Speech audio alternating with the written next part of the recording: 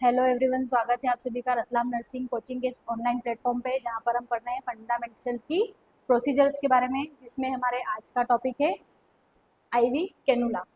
ठीक है, टॉपिक का नाम क्या है? आईवी कैनुला, है ना। इंट्रावेनसली क्या करते हैं अपन? कैनुलाइजेशन करते हैं पेशेंट को आईवी फ्लूइड देने के लिए, है ना। तो इसके बारे में पढ़ेंगे हम। फ्लूइड कौन कौन से टाइप के होते हैं, टाइप्स ऑफ फ्लूइड के बारे में इस लेक्चर में अपन बात करेंगे। हाइपोटोनिक फ्लूइड होते हैं, हाइपोटोनिक फ्लूइड होते हैं, आइसोटोनिक फ्लूइड होते हैं। ठीक है, 3 टाइप्स के फ्लूइड के बारे में अपन डिस्कशन करेंगे। उसके बाद में अपन देखेंगे आईवी सेट क्या होता है, कौन से पेशेंट में कौन सा आईवी सेट यूज़ किया जाता है। उसके बाद में अपन लास्ट देखेंगे कॉम्प्लिकेशन ऑफ आईवी थेरेपी, है ना। पेशेंट को क्या करते हैं, इंट्रावेनसली फ्लूइड चढ़ाते हैं, थेरेपी देते हैं, तो उसकी वजह से पेशेंट को क्या क्या कॉम्प्लिकेशन देखने को मिल सकते हैं। ठीक है, तो ये सब अपन आज डिस्कस करने वाले हैं। ठीक है, स्टार्ट करते हैं अपनी क्लास। फर्स्ट अपन देखेंगे आईवी कैनुला, है ना। आईवी कैनुला के बारे में बात करते हैं अपन कि आईवी कैनुला क्या होता है।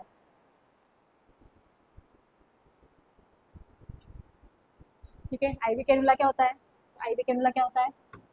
IV cannula is a thin tube. ठीक, आईवी कैनुला क्या होता है? एक थीन ट्यूब होता है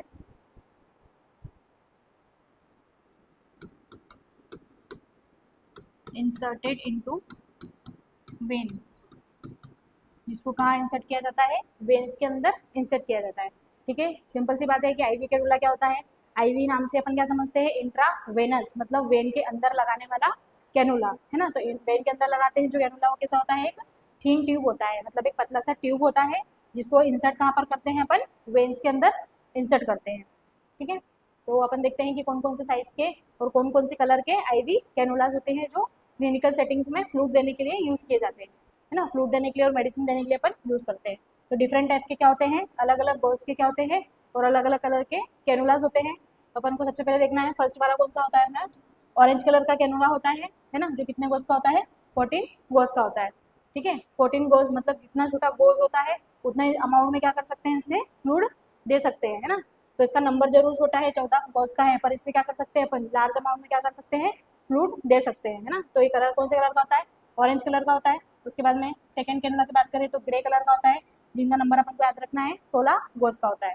ठीक है, थर्ड कैनुला कौन से कलर का होता है? ग्रीन कलर का कैनुला होता है, जिसको अपन क्या बोलते हैं? 18 गोल्स का कैनुला बोलते हैं। ठीक है, उसके बाद में कौन सा होता है अपना फोर्थ नंबर का? पिंक कलर का कैनुला होता है, जो कितने गोल्स का होता है? 20 गोल्स का होता है। कि नेक्स्ट बात करें अपन तो कौन से कलर का कैनुला होता है? ब्लू कलर का कैनुला होता है, जिसका गोल्स क्या होता है? 22 गोल्स। उसके बाद में नेक्स्ट कौन सा होता है? येलो कलर का कैनुला होता है, जिसका गोल्स कितना होता है? 24 गोल्स का होता है। ठीक है, उसके बाद में नेक्स्ट अपन बात करें तो कौन से कलर का होता है? पर्पल कलर का कैनुला होता है, जिसका गोल्स कितना होता है? 26 गोल्स का कैनुला होता है। जितना ज़्यादा इसका क्या रहेगा? गोल्स रहेगा, उतना ही जितना ज़्यादा इसका गोल्स रहेगा, है ना, उतना ही कम अमाउंट में फ्लूइड जाएगा। जैसे कि अपन देख रहे हैं कि जो पर्पल वाला जो कैनुला होता है ना, ये कितने गोल्स का है? सबसे ज़्यादा गोल्स का कौन सा दिखाई दे रहा है? पर्पल गोल्स का, है ना, पर्पल कलर का। ठीक है, तो पर्पल कलर का जो रहता है वो सबसे कम अमाउंट में फ्लूइड को इंसर्ट करने के लिए यूज़ किया जाता है, जबकि ऑरेंज वाला जो कैनुला रहता है ये सबसे लार्ज अमाउंट में जो रहता है फ्लूइड, उसको इंट्रोड्यूस करने के लिए किया जाता है। ठीक है, अब इसको याद कैसे करेंगे अपन? याद कैसे करेंगे? याद तो करना पड़ेगा इसको। कैसे याद करेंगे अपन? तो अपन गोज से याद रखेंगे कि जितना ज़्यादा इसका गोज है उतना कम अमाउंट में इससे फ्लूइड जाता है ना।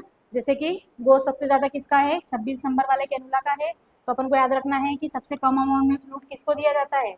किसको देते हैं अपन? जो न्यूबॉर्न बेबी देते हैं या न्यूनेट। तो न्यूबॉर्न और न्यूनेट जो बेबी रहते हैं उसमें अपन कौन सा यूज़ कर लेंगे? पर्पल कलर का कैनुला को यूज़ कर लेंगे। उसके बाद में अगर बात करते हैं अपन येलो कलर के, है ना, तो 24 गोल्स का इसका क्या होता है? कलर होता है। जो येलो कलर होता है वो क्या होता है? मोस्ट कॉमनली जो चिल्ड्रंस रहते हैं, है ना, पीडियाट्रिक वार्ड्स में जो चिल्ड्रंस रहते हैं इनमें इसका यूज़ किया जाता है।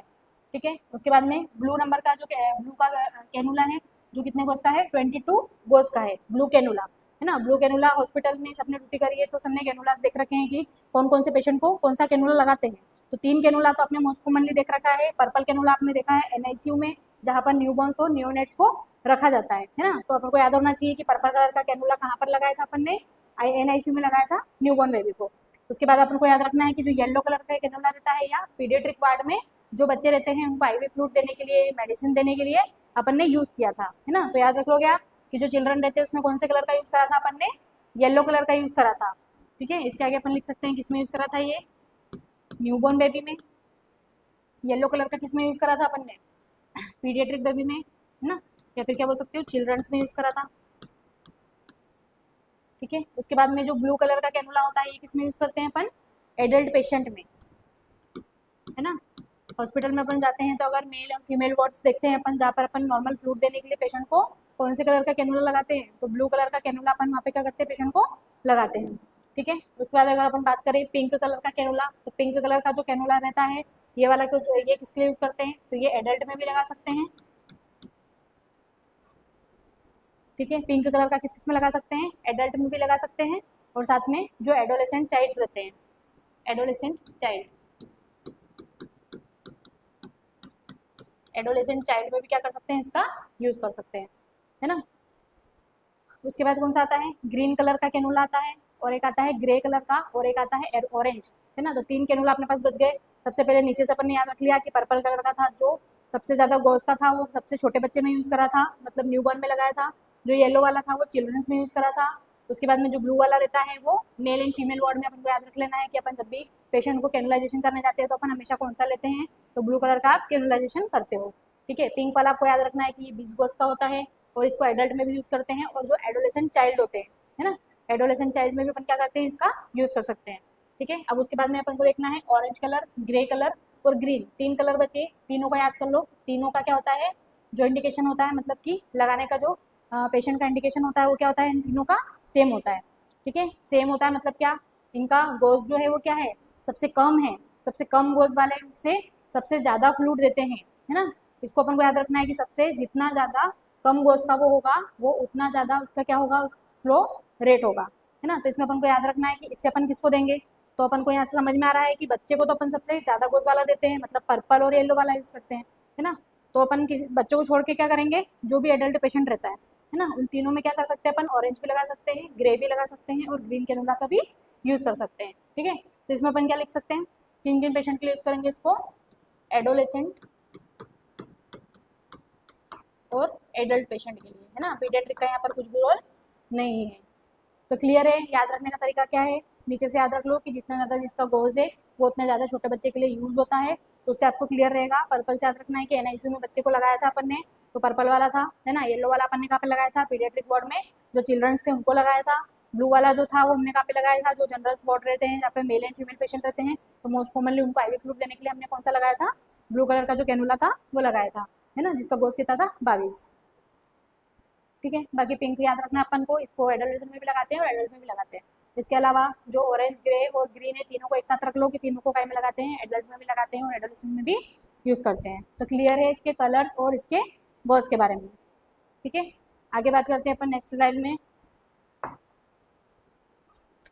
ठीक है। यहाँ पे कैनुला के बारे में देखते हैं अपन, है ना, कि कौन कौन से गोज की कैनुला होती है, उनके कलर देखते हैं। वहाँ पे इमेज में अपन ने देख लिया कि कौन कौन से कलर की कैनुला होती है और कितने गोज की होती है ना। तो ब्रीफली यहाँ पे एक बार और डिस्कशन कर लेते हैं कि कौन कौन से कलर की कैनुला होती है और उनकी लेंथ कितनी होती है और किस कैनुला का यूज़ किस पेशेंट में किया जाता है, ठीक है। तो सबसे पहले देखते हैं अपन गोज के बारे में बात करते हैं। 14 गोज की जो कैनुला होती है वो कैसी होती है कौन से कलर की होती है, तो अपन ने आगे बात करी थी ऑरेंज कलर की होती है ना। तब ऑरेंज, ग्रे, ग्रीन इनका बोला था मैंने कि तीनों का क्या करो, सेम एक जैसा याद कर लो। क्यों बोला था, क्योंकि तीनों की जो लेंथ होती है वो कितनी होती है, 45 mm होती है ना। कितनी होती है लेंथ इनकी, 45 mm लेंथ का क्या होते हैं, तीनों कैनुला होते हैं, है ना। इनकी जो फ्लो रेट होती है वो अलग अलग है, पर अपन को क्या करना है, इसकी जो लेंथ है याद रखना है कि तीनों की लेंथ क्या थी, सेम थी, है ना। तो लेंथ सेम है तो किससे क्या याद रखना है कि सेम पेशेंट में इनको क्या करते हैं, सेम पर्पज से क्या करते हैं, इनको यूज़ करते हैं, ठीक है। तो उसको याद रखने का तरीका याद रख लो कि ओ जी से आप याद रख सकते हो। ओ से क्या था, ऑरेंज, उससे याद आ जाएगा कि सबसे ऊपर जो था वो 14 नंबर का कैनुला था, है ना, जिसको अपन ने क्या बोला था, ओ से ऑरेंज, ठीक है। नेक्स्ट याद आ जाएगा कि उसके नीचे क्या था, ओ जी था। ओ के नीचे जो जी था सेकेंड वाला, उसका मीनिंग क्या था, ग्रे कलर का कैनुला। उसके बाद में उसके नीचे क्या आता था अपन ने, 16 के बाद कौन से नंबर का आता है, तो 18 नंबर का कैनुला आता है ना। तो थर्ड वाला जो हमारा जी था उसका मीनिंग क्या था, ग्रीन कलर था, है ना। तो तीनों आपको याद हो जाएंगे किससे, ओ जी से, ओ से ऑरेंज, एक जी से ग्रे याद रखना है, 16 नंबर का था। उसके बाद में एक जी से क्या रखना है आपको, ग्रीन कलर याद रखना है, जो कि क्या था 18 नंबर का, है ना। अब लेंथ आपको याद रखने की जरूरत ही नहीं है अलग अलग, क्योंकि लेंथ जो होती है तीनों की क्या होती है, लगभग सेम होती है। कितनी होती है, 45 सेंटीमीटर तीनों की क्या होती है, लेंथ होती है। तो यहाँ तक क्लियर है, याद रखने का तरीका समझ में आ गया कैसे याद रखना है ना। ये तो हमेशा क्या हो जाते हैं, अपन कंफ्यूज हो जाते हैं कि अगर कोई सा भी क्वेश्चन आ जाता है कि 18 नंबर की जो कैनुला है वो कौन से कलर की है, तो उस टाइम क्या हो जाते हैं, हम भूल जाते हैं कि कौन सा उसका कलर था, कितना उसका जो गोज था, है ना। तो याद रखने का जो ये ट्रिक है आपको सिंपल तरीके से इससे याद रख सकते हो। ठीक है, नेक्स्ट अपन बात करें इसकी फ्लो रेट, है ना। फ्लो रेट का मतलब क्या होता है, पहले तीनों का याद कर लेते हैं अपन, फ्लो रेट, है ना, उसके बाद आगे की बात करेंगे। जो फ्लो रेट होता है, फ्लो रेट का मतलब क्या, कि पर मिनट कितना ml फ्लूइड आप दे सकते हो।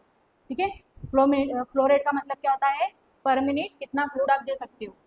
फ्लो रेट पर मिनट है ये, है ना, कि 1 मिनट में कितना फ्लूइड आप पेशेंट को दे सकते हो।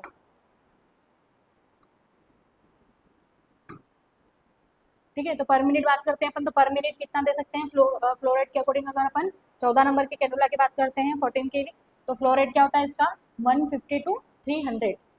ठीक है, कितना होता है इसका 150, सॉरी यहाँ पे इसको करेक्ट कर लो, 250 है ना, 250 याद रखना है। 150 तो किसका होता है, ग्रे का होता है, इसको करेक्शन कर लेना, 250 टू 300, है ना। फ्लो रेट क्या होती है, अब याद रखना है कि जो सबसे फर्स्ट में मैंने बोला था क्या, कि गोज अगर ज़्यादा है तो जो फ्लो रेट रहता है वो क्या हो जाएगा, कम हो जाएगा। और अगर गोज कम है तो सबसे कम गोज का जो कैनुला है वो कौन सा है, 14 नंबर का कैनुला है। तो फ्लो रेट तो किसकी सबसे ज़्यादा रहेगी, जो 14 नंबर का कैनुला है उसकी फ्लो रेट क्या रहेगी, सबसे ज़्यादा रहेगी। तो सबसे ज़्यादा मतलब कितनी ज़्यादा रहेगी, तो पर मिनट कितना फ्लूइड दे सकते हो, इससे आप 250 से 300 ml फ्लूइड आसानी से पेशेंट को दे सकते हो। ठीक है, क्लियर है इतना। उसके बाद में आपको याद रखना है कि जो एडोलेसेंट और एडल्ट रहता है ना, किन पेशेंट में इसका यूज़ करते हैं, तो अपन ने भी आगे देखा था कि इसको एडोलेसेंट पेशेंट में और एडल्ट पेशेंट में यूज़ करते हैं। एडल्ट पेशेंट किसको बोलेंगे, जिनकी एज कितनी है 18 प्लस हो जाएगी, उसको एडल्ट पेशेंट बोलेंगे। जो एडोलेसेंट पेशेंट होता है वो क्या होता है, किशोर अवस्था, है ना। जो 12 साल से ऊपर और 18 साल के बीच में जो रहते हैं उनको क्या बोलते हैं अपन, एडोलेसेंट एज बोलते हैं। तो ऐसे बच्चे जो क्या है 12 साल से ऊपर है या फिर जो 18 साल प्लस है, उन सब में भी क्या कर सकते हो आप, इस आईवी कैनुलाइजेशन का यूज़ कर सकते हो। ठीक है, तो पर्पस की बात करें अपन तो किस किस में लगाते हैं। अब सबसे ज़्यादा सबसे कम डोज की है और मतलब सबसे ज़्यादा ये फ्लूइड अपन चढ़ा सकते हैं। तो सबसे ज़्यादा ऐसा पेशेंट जिसमें सबसे ज़्यादा अमाउंट में फ्लूइड देने की ज़रूरत है ना, तो उन पेशेंट में क्या करेंगे अपन, इस कैनुला का यूज़ करेंगे। तो ऐसा पेशेंट जिसकी क्या हुई हो, कोई मेजर सर्जरी हुई हो, है ना। मेजर सर्जरी मतलब क्या, मेजर मतलब कोई बड़ी सर्जरी ऑपरेशन हुआ हो, है ना, कोई ट्रॉमा हुआ हो, चोट लगी हो, और लार्ज अमाउंट ऑफ फ्लूइड और कोलाइड, लार्ज अमाउंट में उसको क्या कराना पड़ रहा है, आपको फ्लूइड देना है ना। तो अपन को फ्लो रेट से याद रखना है कि फ्लो रेट सबसे ज़्यादा किसकी है, जो 14 नंबर का कैनुला है उसकी फ्लो रेट सबसे ज़्यादा है। तो फ्लो रेट सबसे ज़्यादा है मतलब क्या, कि ये जल्दी से क्या कर सकता है, ज़्यादा अमाउंट में फ्लूइड पेशेंट को दे सकता है। तो पर्पस भी आपको सिंपली याद हो जाएंगे कि अगर पेशेंट की क्या हुई हो, कुछ बड़ी सर्जरी हुई हो, कुछ ट्रॉमा हुआ हो, है ना, तो इस कंडीशन में क्या करना पड़ेगा अपन को, जो 14 नंबर की जो कैनुला है उसको लगानी पड़ेगी। ठीक है, तो फर्स्ट वाला क्लियर है। आपको क्या बोला था मैंने कि ओजीजी से तीनों को सेम याद रखो। तीनों के अपन को ओजीजी से ट्रिक भी याद हो गई है, साथ में इसकी लेंथ भी याद हो गई है ना। लेंथ के बाद में अपन ने देख लिया कि जो एज रहती है ये भी क्या रहती है, इनकी सेम रहती है ना। सेम इसमें भी एडोलेसेंट में लगा सकते हैं और एडल्ट में, और इसमें भी एडल्ट और एडोलेसेंट में लगाते हैं। पर्पस भी क्या रहते हैं इनके, सेम रहते हैं, है ना। तो तीनों क्लियर है आपको, 14 नंबर की कैनुला, 16 नंबर की कैनुला एंड 18 नंबर की जो कैनुला होती है। ठीक है, तीनों क्लियर है। उसके बाद में अपन बात करते हैं अब जो अपने 20 नंबर की कैनुला है ना। 20 नंबर की जो कैनुला रहती है 20 गोज की, है ना, उसको याद कैसे रखोगे आप, ये क्या रहती है, पिंक कलर की रहती है। कौन सा कलर होता है ये, पिंक। पिंक क्या होता है, लड़कियों का फेवरेट कलर होता है। तो उसे याद रखना है कि जो पिंक कलर की कैनुला थी वो कितनी थी, कितने नंबर की थी, 20 नंबर की थी, है ना। तो पिंक कलर से याद रखना है क्या, कि पिंक कलर क्या है, लड़कियों का फेवरेट है, मतलब कि उसका जो नंबर था वो कितना था, 20 था, है ना। ऊपर का तो आपको याद रहेगा ओजीजी से, है ना, कि ओ जो था वो 14 था, एक जो जी था उसका नंबर क्या था, ग्रे था, जो 16 था। उसके बाद में आपको याद रहेगा कि एक जो ग्रे था उसका ग्रीन था, है ना, जिसका नंबर क्या था 18। पिंक कैसे याद रखोगे, कि पिंक कलर क्या है, लड़कियों का फेवरेट होता है, जिसका क्या होता है 20 नंबर से आपको याद रखना है। ठीक है, अब इसकी लेंथ याद रखनी है आपको, लेंथ याद रखनी पड़ेगी। लेंथ कितनी होती है इसकी, 32 mm इसकी लंबाई होती है। ठीक है, उसके बाद में अगर फ्लो रेट की बात करें अपन, तो फ्लो रेट कितनी होती है इनकी।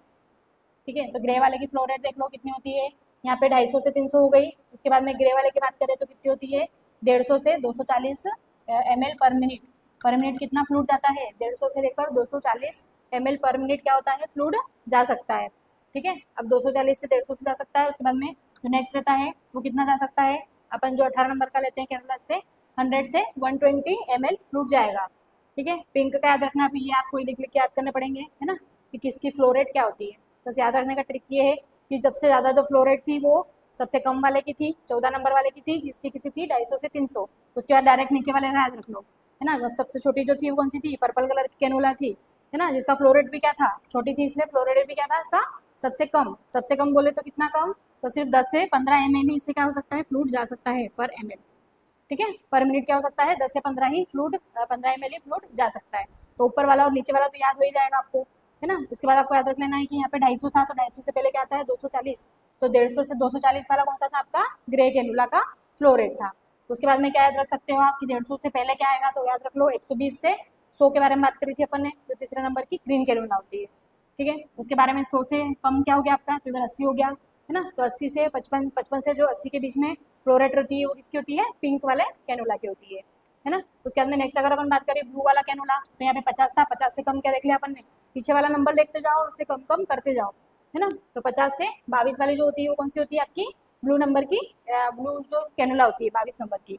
ठीक है, उसके बाद में क्या आएगा आपका, जो येलो वाली कैनुला होती है जिसका क्या होता है, जब भी 24 गोज की होती है ना, तो इसका फ्लो रेट कितना होता है, 23 होता है। तो 22 के बाद क्या आ गया, 23।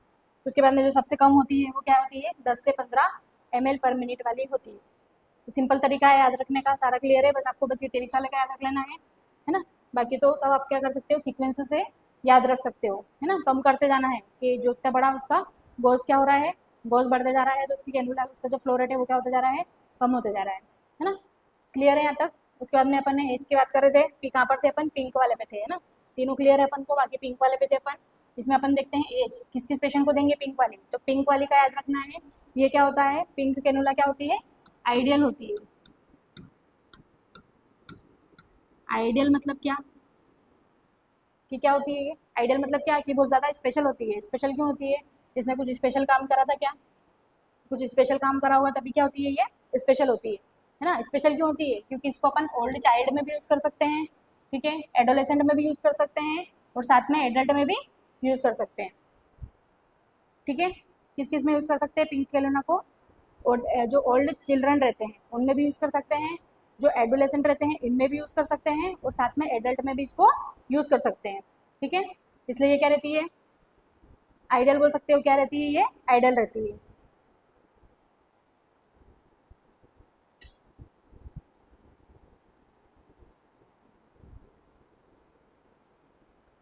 ठीक है, अब इसका जो अपन देखेंगे क्या, जो पिंक वाली होती है क्या होती है, आइडियल होती है फॉर इन्फ्यूजन, इन्फ्यूजन भी कर सकते हो इससे, ब्लड ट्रांसफ्यूजन भी कर सकते हो, और इमरजेंसी का मैनेजमेंट भी कर सकते हो। इमरजेंसी पेशेंट अगर आता है उसको ज़्यादा अमाउंट में फ्लूइड की ज़रूरत पड़ती हो, तो क्या कर सकते हो आप, पिंक कलर कैनुला लगा सकते हो, तो इससे फ्लूइड भी चला जाएगा, साथ में इससे ब्लड ट्रांसफ्यूजन के लिए भी ये यूज़ हो जाती है। उसके अलावा अगर अपन को नॉर्मली फ्लूइड का ट्रांसफ्यूजन करना है तो इसके लिए भी यूज़ हो सकती है। मतलब कि बहुत सारे पर्पज से इसको यूज़ किया जाता है, इसलिए अपन इसको क्या बोलते हैं कि ये क्या होती है, आइडल होती है ना। कौन आइडल होती है, पिंक कैनुला। ठीक है, नेक्स्ट उसके बाद अगर अपन बात करते हैं ब्लू कैनुला की, तो ब्लू कैनुला को अपन ने देख लिया क्या, 22 गोज की कैनुला होती है, इसका जो लेंथ होती है वो 25 होती है, 25 mm। उसके बाद में फ्लो रेट देख ली कि 22 से 50 जो इसकी क्या होती है, फ्लो रेट होती है। उसके बाद में उसको किसमें यूज़ करेंगे, तो इसको भी ओल्ड चाइल्ड में यूज़ कर लेंगे अपन, जो बड़ा बच्चे हैं उनमें, एडोलेसेंट में भी यूज़ कर लो और एडल्ट में भी यूज़ कर दो, अकॉर्डिंग टू देयर वेन, है ना। जैसी उनकी वैन है, अगर वैन अच्छी दिखाई दे रही है तो इसको अपन ओल्ड चिल्ड्रन जो बड़े बच्चे हैं उनमें भी यूज़ कर सकते हैं, एडोलेसेंट में भी यूज़ कर लो और एडल्ट में भी यूज़ कर लो।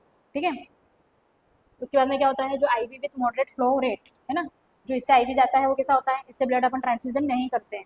ब्लड ट्रांसफ्यूजन किससे कर सकते हैं अपन, ग्रीन कैनुला से कर सकते हैं, पिंक कैनुला से कर सकते हैं, पर ब्लू वाले से ब्लड ट्रांसफ्यूजन नहीं करना है। इसलिए अपन ने यहाँ पे क्या लिखा है कि इससे अपन क्या करते हैं, आईवी लगाते हैं मॉडरेट फ्लो रेट, मतलब इसकी जो फ्लो रेट होती है वो मॉडरेट होती है। मॉडरेट मतलब क्या, ना तो बहुत ज़्यादा होती है ना बहुत ज़्यादा कम होती है। बहुत ज़्यादा कम तो किसकी हो गई, पर्पल और येलो की, है ना, और बहुत ज़्यादा किसकी हो गई, ऑरेंज ग्रे ग्रीन की। तो सबसे कम अगर अपन मॉडरेट की बात करें तो कौन सा होता है, जो ब्लू कैनुला होता है, ये क्या होता है, मॉडरेट आईवी फ्लूइड देने के लिए यूज किया जाता है। इसलिए अपन ने यहाँ पे क्या लिखा है कि जो आईवी दिया जाता है वो कैसा होता है, मॉडरेट फ्लो रेट वाला होता है।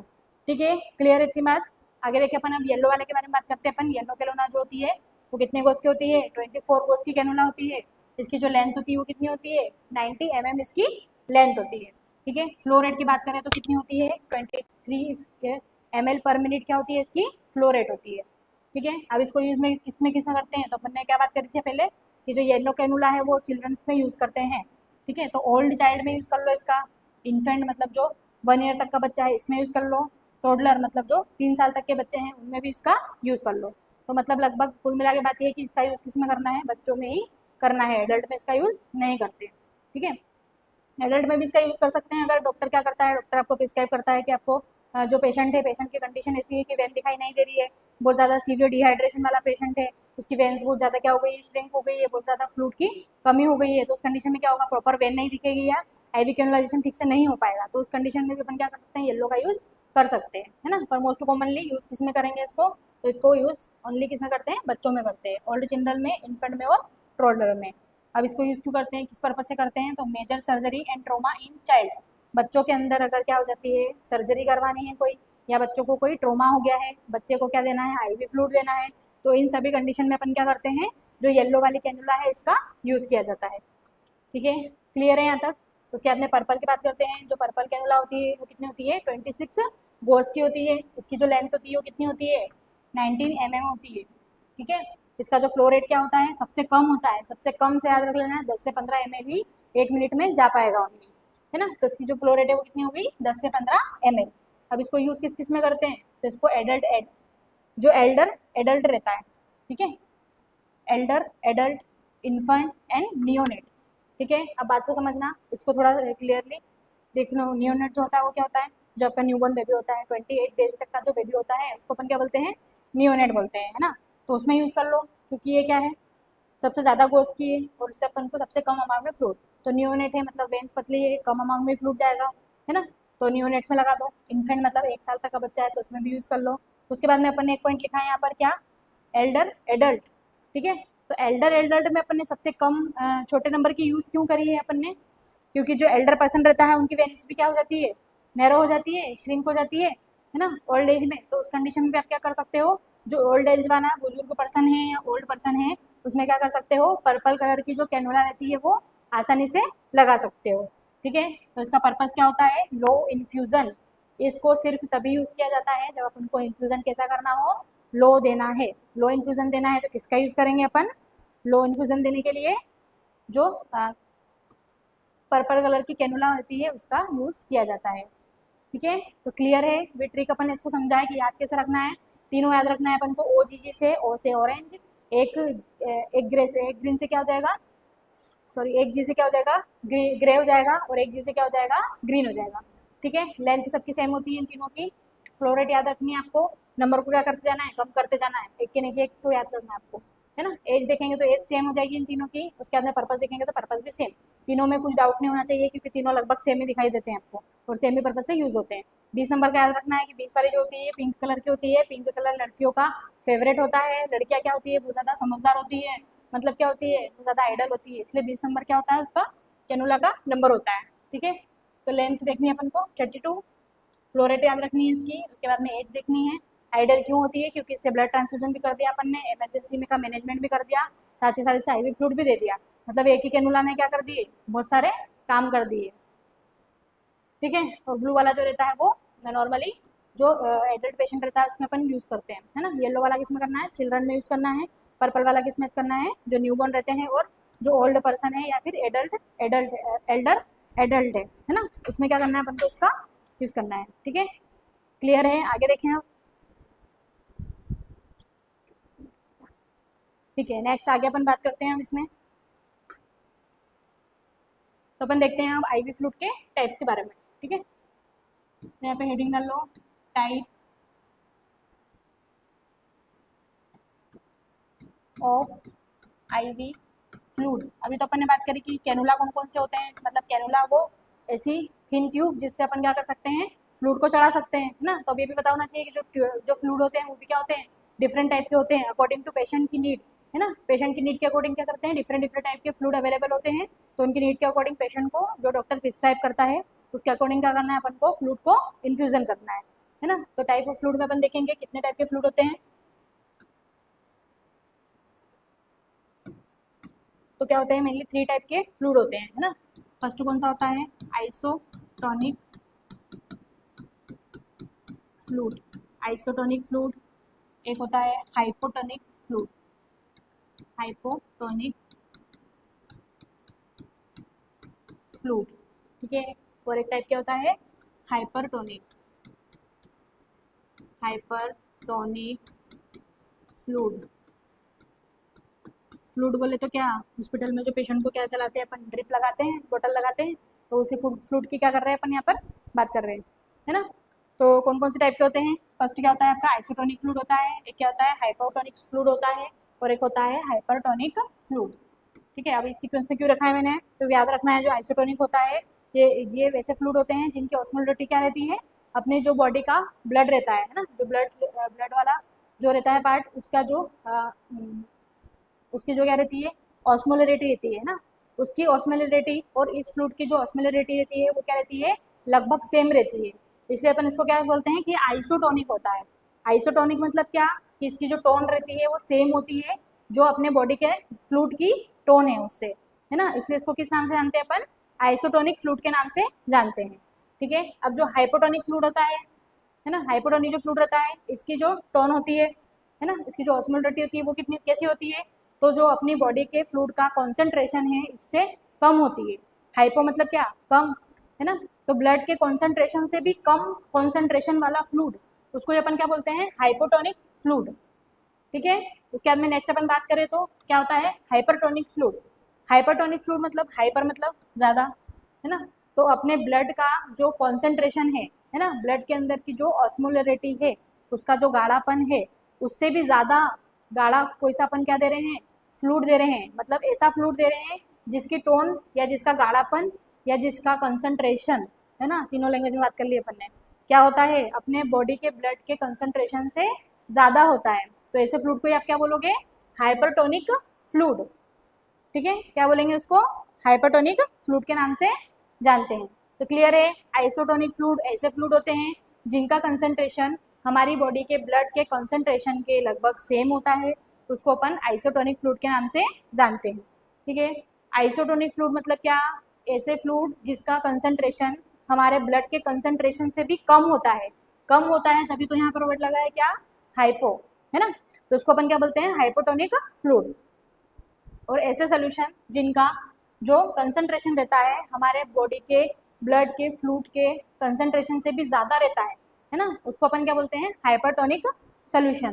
तो क्लियर है, ये अपने क्या होते हैं, 3 टाइप के आईवी फ्लूइड होते हैं, ठीक है। अभी तक अपन क्या करते थे, जब भी फ्लूइड लगाते थे या हॉस्पिटल में भी क्या करते थे, ड्रिप लगाते थे, तो बस हमको इतना पता था कि अलग अलग नाम की ड्रिप आती है, जैसे कि NS अलग होती है, RL अलग होती है, मैनिटोल अलग होती है ना, D5 अलग होती है, D10 अलग होती है। अब अलग होती क्यों है, क्यों अलग होती है, क्योंकि जो उनकी टोन रहती है ना, टोन रहती है, वो टोन क्या होती है, अलग अलग होती है ना। और अलग अलग टाइप में उनको डिवाइड कैसे करते हैं वो क्लियर है आपको, कैसे डिवाइड करते हैं, उनकी टोन के अकॉर्डिंग उनको अलग अलग पार्ट में अपन ने डिवाइड करा है, ठीक है। क्लियर है, तो अपन फर्स्ट यहाँ पर अपन बात कर लेते हैं हाइपरटोनिक फ्लूइड के बारे में, ठीक है। फर्स्ट यहाँ पे लिखा है हाइपरटोनिक फ्लूइड, तो अपन हाइपरटोनिक फ्लूइड देख लेते हैं क्या होता है। तो अपन ने अभी बात करी क्या, कि higher concentration of solvent in fluid then the body fluid, है ना। सॉल्यूट मतलब क्या, घुलने वाले पदार्थ,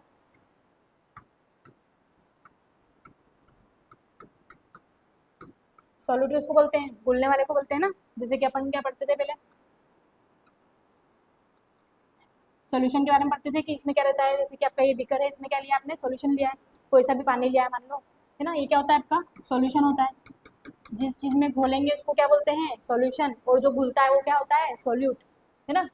अब इसमें अपन ने डाल दी क्या, शक्कर डाल दी या फिर क्या डाल दिया, नमक डाल दिया, है ना, क्या डाल दिया इसमें, सॉल्ट डाल दिया, तो ये आपका क्या हो गया, सॉल्यूट हो गया। और वाटर क्या हो गया आपका, सॉल्यूशन हो गया।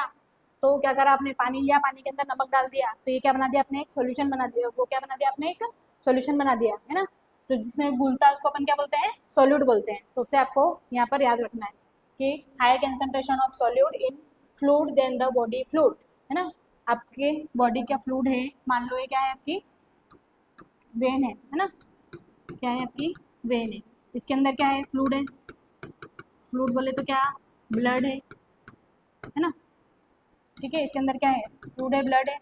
अब जो ब्लड है या फ्लूइड है उसका भी क्या रहेगा, कुछ लिक्विड है, मतलब क्या रहेगी, इसकी भी कॉन्सेंट्रेशन रहेगी, सांद्रता रहेगी, एक गाढ़ापन रहेगा, है ना। तो इसकी क्या रहेगी, कॉन्सेंट्रेशन।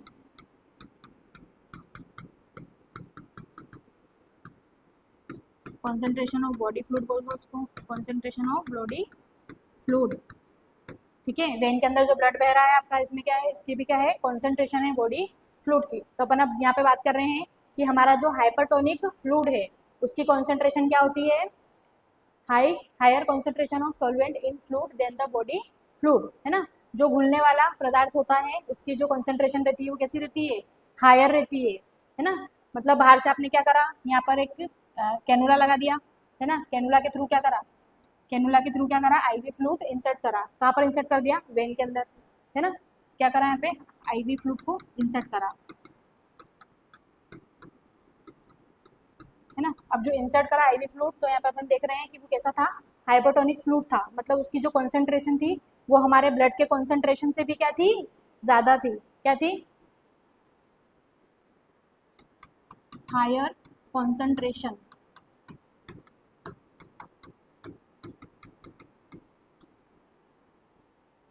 ठीक है।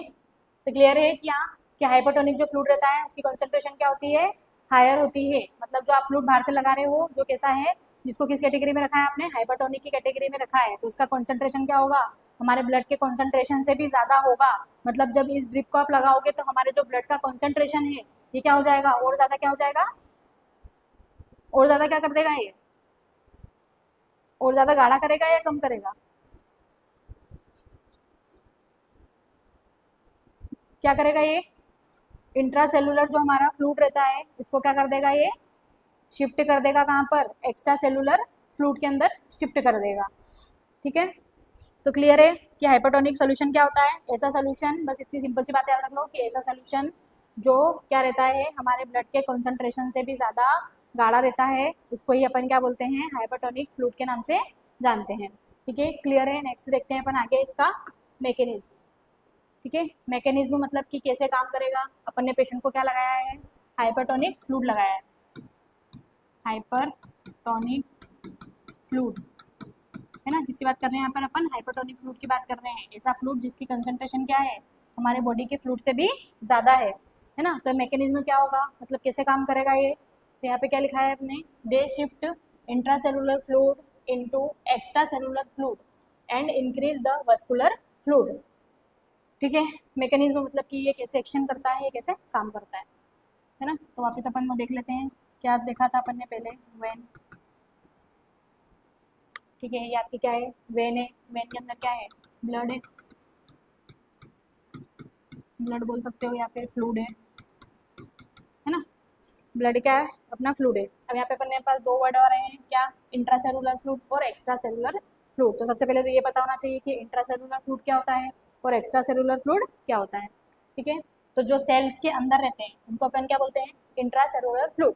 नाम से पता चल रहा है, इंट्रा मतलब अंदर, है ना। तो सेल के अंदर जो फ्लूइड रहते हैं वो कौन से होते हैं, इंट्रासेलुलर फ्लूइड। सेल्स कहाँ होती है, जो हमारी ब्लड वेसल्स होती है इसकी सराउंड में क्या है, सेल्स एंड टिश्यूज है ना। तो ये क्या है, आपके सेल्स है। अब इन सेल्स के अंदर भी क्या भरा है, फ्लूइड भरा है ना। तभी तो उनको क्या मिल रहा है, न्यूट्रिशन मिल रहा है, ऑक्सीजन मिल रहा है सेल को, तभी तो वो सेल क्या करती है, उनमें भी क्या होती है, जान होती है ना। तो किसकी वजह से होती है, क्योंकि इनको क्या मिल रहा है, न्यूट्रिशन एंड ऑक्सीजन मिल रहा है। कहाँ से मिल रहा है, तो हमारा जो वेन है, वेन के थ्रू है ना, उसको क्या मिल रहा है, वेन से। और जो आर्टरीज रहती है, वेसिकल्स रहते हैं, इन सब की प्रोसेस के द्वारा क्या मिल रहा है इनको, जो ऑक्सीजन रहता है और ब्लड मिल रहा है, ठीक है। तो जो सेल्स के अंदर फ्लूइड होता है वो कैसा, उसको अपन क्या बोलते हैं, इंट्रा सेलुलर फ्लूइड। ऐसा फ्लूइड जो सेल्स के अंदर पाया जाता है इसको क्या बोलते हैं, इंट्रासेलुलर फ्लूइड। और एक्स्ट्रा सेलुलर फ्लूइड किसको बोल देंगे अपन, तो ये जो ब्लड है जो आपकी वेन्स और आर्टरी में, आपकी कैपिलरीज में जो बह रहा है उसको ये अपन क्या बोलेंगे, extra cellular fluid, extra cellular fluid. Simple तरीका है याद रखने का, क्या याद रखना है, सबसे पहले तो वेन याद रख लो कि वेन के अंदर से क्या जाता है, ब्लड जाता है। साइड में जो अपन ने देखा वो बनाया है अपन ने क्या, कि सेल और टिश्यू पाए जाते हैं। सेल और टिश्यू के अंदर जो फ्लूइड होता है, तो सेल है, सेल से नाम याद रखना है सेलुलर, है ना। तो सेल के अंदर वाले फ्लूइड को क्या बोलते हैं अपन, इंट्रा सेलुलर फ्लूइड, ठीक है। तो बाहर वाला जो फ्लूइड रहेगा मतलब कौन सा, आपकी जो वेसल्स है इसके अंदर जो पाया जाएगा उसको क्या बोलोगे, एक्स्ट्रा सेलुलर फ्लूइड। तो अगर अपन क्या करते हैं, पेशेंट को हाइपरटोनिक सोल्यूशन या हाइपरटोनिक फ्लूइड चढ़ाते हैं, तो ये कैसे काम करेगा, है ना। काम करेगा मतलब क्या ये सेल के फ्लूइड को ब्लड वाले वेस्कुलर सिस्टम में डालेगा, या ये वेस्कुलर वाले सिस्टम को जो इंट्रासेलुलर फ्लूइड है उसमें डालेगा, है ना। तो उसके बारे में अपन बात कर रहे हैं कि ये कैसे एक्शन करेगा, है ना। तो ये क्या करता है, दे shift intracellular fluid into extra cellular fluid. Hypertonic जो सोल्यूशन रहते हैं ये क्या करते हैं, इनकी सांद्रता क्या होती है, जो ऑस्मोल होती है वो क्या होती है, ज़्यादा होती है ना। कैसे होते हैं ये, हाई कंसनट्रेशन के होते हैं, हाई कंसनट्रेशन वाले, ठीक है। हाई कंसनट्रेशन वाले फ्लूइड है, तो ये क्या करते हैं, जो इंट्रा सेलुलर फ्लूइड रहता है उसको कहाँ पर शिफ्ट कर देते हैं, एक्स्ट्रा सेलुलर फ्लूइड में, है ना। इंट्रा सेलुलर फ्लूइड को कहाँ पर भेज रहे हैं, ये एक्स्ट्रा सेलुलर फ्लूइड में भेज रहे हैं।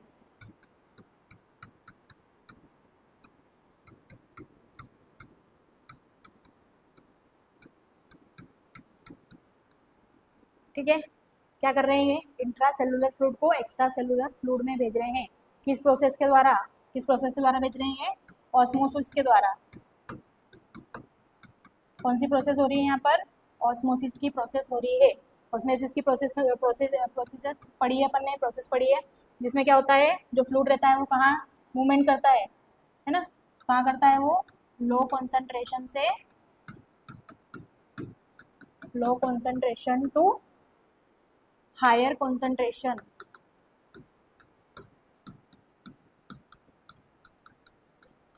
ठीक है, तो यहाँ पर भी यही सिंपल सी ऑस्मोसिस की प्रक्रिया हो रही है। कैसे हो रही है, तो एक फ्लूइड जो रहता है वो कहाँ मूव कर रहा है, इंट्रासेलुलर फ्लूइड से एक्स्ट्रा सेलुलर फ्लूइड की तरफ जा रहा है।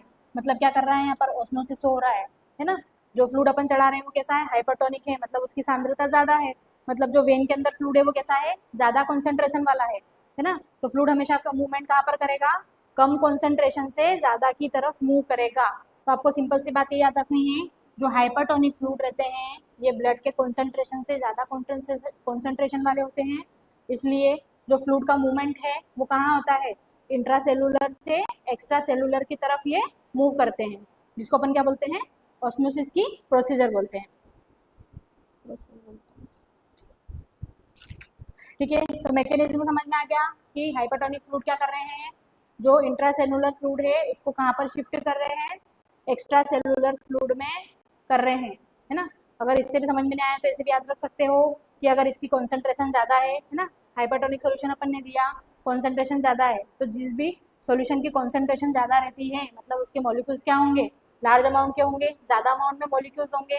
तो याद रख लो, ज़्यादा अमाउंट में मॉलिक्यूल्स है मतलब वो आसानी से मूवमेंट नहीं कर पाएंगे, है ना। तो मूवमेंट कहाँ होगा, हमेशा कम से ज़्यादा की तरफ मूव करेंगे। यहाँ पर कॉन्सेंट्रेशन कम है तो ये क्या करेंगे, कम कॉन्सेंट्रेशन वाले भी कहाँ चले जाएंगे, जो ज़्यादा कॉन्सेंट्रेशन है उसकी तरफ क्या हो जाएंगे, मूव कर लेंगे।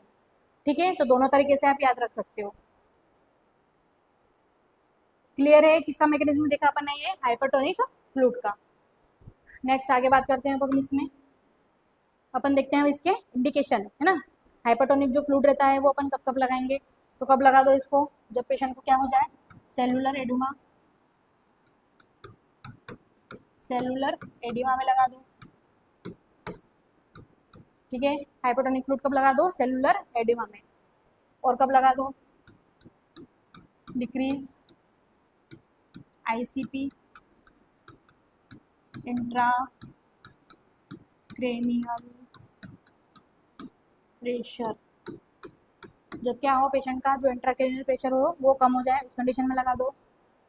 और नेक्स्ट बात कर सकते हैं अपन क्या, जब पेशेंट को क्या करना हो, प्रोवाइड न्यूट्रिशन देना हो, provide nutrition to patient, patient को क्या करना हो, न्यूट्रिशन प्रोवाइड करना हो, उस कंडीशन में भी क्या कर दो, हाइपरटोनिक फ्लूइड चढ़ा दो। ठीक है, अब अपन देखते हैं यहाँ पर कि क्यों अपन ने चढ़ाया है हाइपरटोनिक फ्लूइड, है ना। तो इंडिकेशन समझ में आ गया, फर्स्ट क्यों चढ़ाया अपन ने, जब सेलुलर एडिमा हो गया, है ना। हाइपरटोनिक का अपन ने याद रखा था क्या, कि इसमें क्या होता है, जो फ्लूइड रहता है उसका मूवमेंट कहाँ होता है, इंट्रा सेलुलर फ्लूइड से एक्स्ट्रा सेलुलर फ्लूइड। इसके मैकेनिज्म को समझने के लिए इंट्रा सेलुलर फ्लूइड और एक्स्ट्रा सेलुलर फ्लूइड क्या है इसको क्लियर समझ में आना चाहिए, तो ये समझ में आएगी चीज़। ठीक है, तो अपन ने देखा क्या कि अपन इसको कब लगा रहे हैं, जब सेल में क्या हो रही है, एडिमा, सेल के अंदर एडिमा होती है, उसको अपन क्या बोलते हैं, सेलुलर एडिमा, है ना। तो इसका यूज़ कब कर लो, जब क्या हो रही हो, सेलुलर एडिमा। अब अपन ने क्या देखा था कि हाइपरटोनिक फ्लूइड में जो मूवमेंट होता है वो कहाँ होता है, इंट्रा सेलुलर फ्लूइड से एक्स्ट्रा सेलुलर फ्लूइड की तरफ ये मूवमेंट करता है। तो अगर सेल के अंदर एडिमा है मतलब कि सेल के अंदर क्या हो गया है, फ्लूइड का एक्यूमुलेशन हो गया है ना, एडिमा हो गई है बॉडी के अंदर, बोलते हैं ना एडिमा या सूजन आ गई है, ठीक है। तो सेलुलर एडिमा हो गई है, एडिमा कम करने के लिए क्या कर दो, हाइपरटोनिक सोल्यूशन दे दो, क्योंकि अपन को इसका एक्शन पता है कि ये क्या करता है, जो इंट्रा सेलुलर फ्लूइड रहता है इसको कहाँ पर मूवमेंट करवाता है, एक्स्ट्रा सेलुलर फ्लूइड में। तो ये क्या करवाएगा, जब आप हाइपरटोनिक सोल्यूशन दोगे तो ये जो सेल्स के अंदर का फ्लूइड है ये भी कहाँ आने लगेगा, हाइपरटोनिक की तरफ मूवमेंट करना लगेगा, है ना। इससे क्या होगा, तो बॉडी में जो वस्कुलर फ्लूइड रहता है, वस्कुलर फ्लूइड मतलब कि ब्लड के अंदर का जो फ्लूइड है ना, ये क्या हो जाएगा, इंक्रीज हो जाएगा, इंक्रीजेस, वस्कुलर फ्लूइड क्या हो जाएगा, इंक्रीज हो जाएगा, और पेशेंट की जो एडिमा है वो क्या हो जाएगी, रिड्यूस हो जाएगी। कैसे रिड्यूस हुई, समझ में आया कि अपन ने क्या दे दिया, हाइपरटोनिक सोल्यूशन, इसका काम क्या था, जो इंट्रासेलुलर फ्लूइड था उसको कहाँ भेज देना, एक्स्ट्रा सेलुलर फ्लूइड में। तो उसने जो आपका ब्लड वेसल्स थी उसके अंदर क्या कर दिया, उस फ्लूइड को मूव कर दिया या डाल दिया, ठीक है। तो उससे पेशेंट की क्या हो गई, जो एडिमा थी वो रिड्यूस हो गई। तो इंडिकेशन समझ में आ गया, फर्स्ट क्या होता है, सेलुलर एडिमा। तो एडिमा को कम करने के लिए अपन हाइपरटोनिक सोल्यूशन देंगे। उसके बाद नेक्स्ट है डिक्रीज आईसीपी। अगर पेशेंट का क्या हो गया है, इंट्राक्रेनियल जो प्रेशर है वो क्या हो गया है, इंट्राक्रेनियल जो उसका प्रेशर है ना, अगर वो बढ़ गया है तो अपन को कम करना है, तो उस कंडीशन में भी क्या करते हैं, इसका यूज़ करते हैं। कैसे, तो सेम होगा, प्रेशर कब बढ़ता है, जब जो फ्लूइड रहता है वो क्या हो जाता है, उसका एक्यूमुलेशन ज़्यादा हो जाता है, या फिर जो आईसीपी जो इंट्राक्रेनियल प्रेशर रहता है ना, वो क्या होने लग जाता है, बढ़ने लग जाता है। तो बढ़ गया है मतलब क्या, कि एडिमा हो गई है वहाँ पर भी, है ना, सेलुलर एडिमा हो गई है। तो उसको डिक्रीज करने के लिए क्या लगा दिया अपन ने, हाइपरटोनिक सोल्यूशन लगा दिया। तो इससे वही सेम एक्शन ही करेगा, जो इंट्रासेलुलर फ्लूइड है वो आके एक्स्ट्रा सेलुलर फ्लूइड में ऐड हो जाएगा। क्लियर है। उसके अलावा अगर क्या करना है, पोषण प्रोवाइड करना है, न्यूट्रिशन प्रोवाइड करना है पेशेंट को, तो उस कंडीशन में भी हाइपरटोनिक फ्लूइड दे दो, है ना। ये कैसे कनेक्ट हुआ, तो इसमें क्या बोल सकते हैं अपन, वस्कुलर फ्लूइड को बढ़ाता है। इसका फंक्शन क्या होता है कि वस्कुलर फ्लूइड को बढ़ाता है। वस्कुलर फ्लूइड को बढ़ाता है मतलब क्या, कि जो बीपी कम हो गया है बॉडी में, तो ब्लड प्रेशर को क्या कर देगा, ये इंक्रीज कर सकता है ना। तो न्यूट्रिशन दे देगा, ब्लड प्रेशर को इंक्रीज कर देगा, एनर्जी प्रोवाइड कर देगा, ये सारे क्या कर सकता है, ये फंक्शन कर सकता है। तो क्लियर है। नेक्स्ट आगे बात करते हैं अपन इसके एग्जाम्पल के बारे में, है ना, कि हाइपरटोनिक जो सोल्यूशन होते हैं वो कौन कौन से होते हैं। सारे नाम आपने सुन रखे हैं कि कौन कौन से फ्लूइड अपन हॉस्पिटल में चढ़ाते हैं, है ना। बस आपको कैटेगरी वाइज उसको क्या करना है, डिवाइड करना है ना। तो फर्स्ट एग्जाम्पल क्या होता है अपना, आईसीपी को कम करने के लिए क्या देते हैं हॉस्पिटल में, मैनिटोल देते हैं, मैनिटोल सॉल्यूशन, ठीक है, क्या देते हैं, मैनिटोल सॉल्यूशन देते हैं, ठीक है। तो मैनिटोल सॉल्यूशन जो होता है वो क्या होता है, हाइपरटोनिक होता है, मतलब ये एडिमा को कम करने का काम करता है। तो हाइपरटोनिक सॉल्यूशन मतलब क्या, कि सेल के फ्लूइड को कहाँ डाल देता है, एक्स्ट्रा सेलुलर फ्लूइड में डाल देता है, ठीक है। तो फर्स्ट एग्जांपल क्या है आपका, मैनिटोल। सेकेंड एग्जांपल क्या होगा, D10%, है ना, फुल फॉर्म क्या होगा इसका, डेक्सट्रोस 10%, ठीक है। 10% क्या दे रहे हैं अपन, डेक्सट्रोस दे रहे हैं, ग्लूकोज दे रहे हैं, ठीक है। तो ये भी कैसा होता है आपका, हाइपरटोनिक सोल्यूशन होता है। उसके अलावा बोल सकते हैं अपन 2.5%, 7.5%,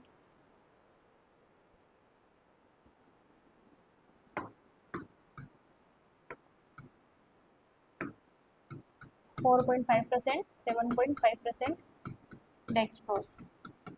डेक्सट्रोस का मतलब ही क्या होता है, ग्लूकोज, ना। ग्लूकोज लगा रहे हैं पेशेंट को, जो कैसी है, 10% वाली है, 2.5% वाली है, या फिर 4.5% वाली है, या 7.5% वाली है। तो ये सारे क्या होते हैं आपके, हाइपरटोनिक सोल्यूशन होते हैं। क्या होते हैं ये सारे, हाइपरटोनिक सोल्यूशन होते हैं। इसके अलावा एक और हो सकता है क्या, D5%, डेक्सट्रोस 5% और प्लस 0.9% नॉर्मल सलाइन, NS मतलब क्या, नॉर्मल सलाइन, ठीक है। ऐसा सोल्यूशन ले लिया है जिसमें क्या है, 5% तो ग्लूकोज है, क्या है उसमें, 5% ग्लूकोज है, और 0.9% क्या है उसमें, NS है। तो ये भी क्या होगा आपका, हाइपरटोनिक सोल्यूशन। तो ये एग्जाम्पल आपको याद रखने पड़ेंगे, ये सारे क्या होते हैं, एग्जाम्पल होते हैं किसके, हाइपरटोनिक फ्लूइड के, ठीक है। क्लियर है। नेक्स्ट आगे बात करें इसके, नेक्स्ट अपन बात करते हैं कॉन्ट्राइंडिकेशन, है ना, किस किस कंडीशन में ये वाला फ्लूइड नहीं लगाना है। हाइपरटोनिक जो फ्लूइड रहता है किस कंडीशन में आप यूज़ नहीं करोगे। तो अपन ने देखा क्या कि ये क्या करता है, मस्कुलर फ्लूइड को बढ़ाता है, मतलब कि जो वेन रहती है ना, यहाँ के फ्लूइड को और ज़्यादा क्या कर देगा, ये अपन बोल सकते हैं सिंपल सी लैंग्वेज में किसको और ज़्यादा गाढ़ा बना देगा। तो ऐसी कंडीशन में मत दो जबकि ऑलरेडी पेशेंट का जो ब्लड है या फ्लूइड है ऑलरेडी क्या है, वो पहले से ही क्या है, उसकी कंसंट्रेशन ज़्यादा है। तो अगर इस कंडीशन में आप हाइपरटोनिक फ्लूइड दोगे तो क्या हो जाएगा, कंसंट्रेशन और ज़्यादा हो जाएगी, उसकी वजह से क्लोट जम जाएगा, एम्बोलिज्म हो सकता है, पल्मोनरी एम्बोलिज्म कर देगा, हार्ट अटैक कॉज कर सकता है और पेशेंट की क्या हो सकती है, फिर डेथ भी हो सकती है ना। तो सिंपल सी बात है कि हाइपरटोनिक सोल्यूशन कब कब अपन को क्या नहीं करना है, देना नहीं है, जब पेशेंट का क्या होता है, जो ब्लड का कॉन्सेंट्रेशन रहता है ऑलरेडी बढ़ा हुआ होता है ना। तो एग्जाम्पल देख लेते हैं अपन किस किस कंडीशन में पेशेंट का कॉन्सेंट्रेशन ब्लड का बड़ा होता है। तो फर्स्ट क्या होता है, ऐसा पेशेंट जो क्या हो, डायबिटिक हो, डायबिटिक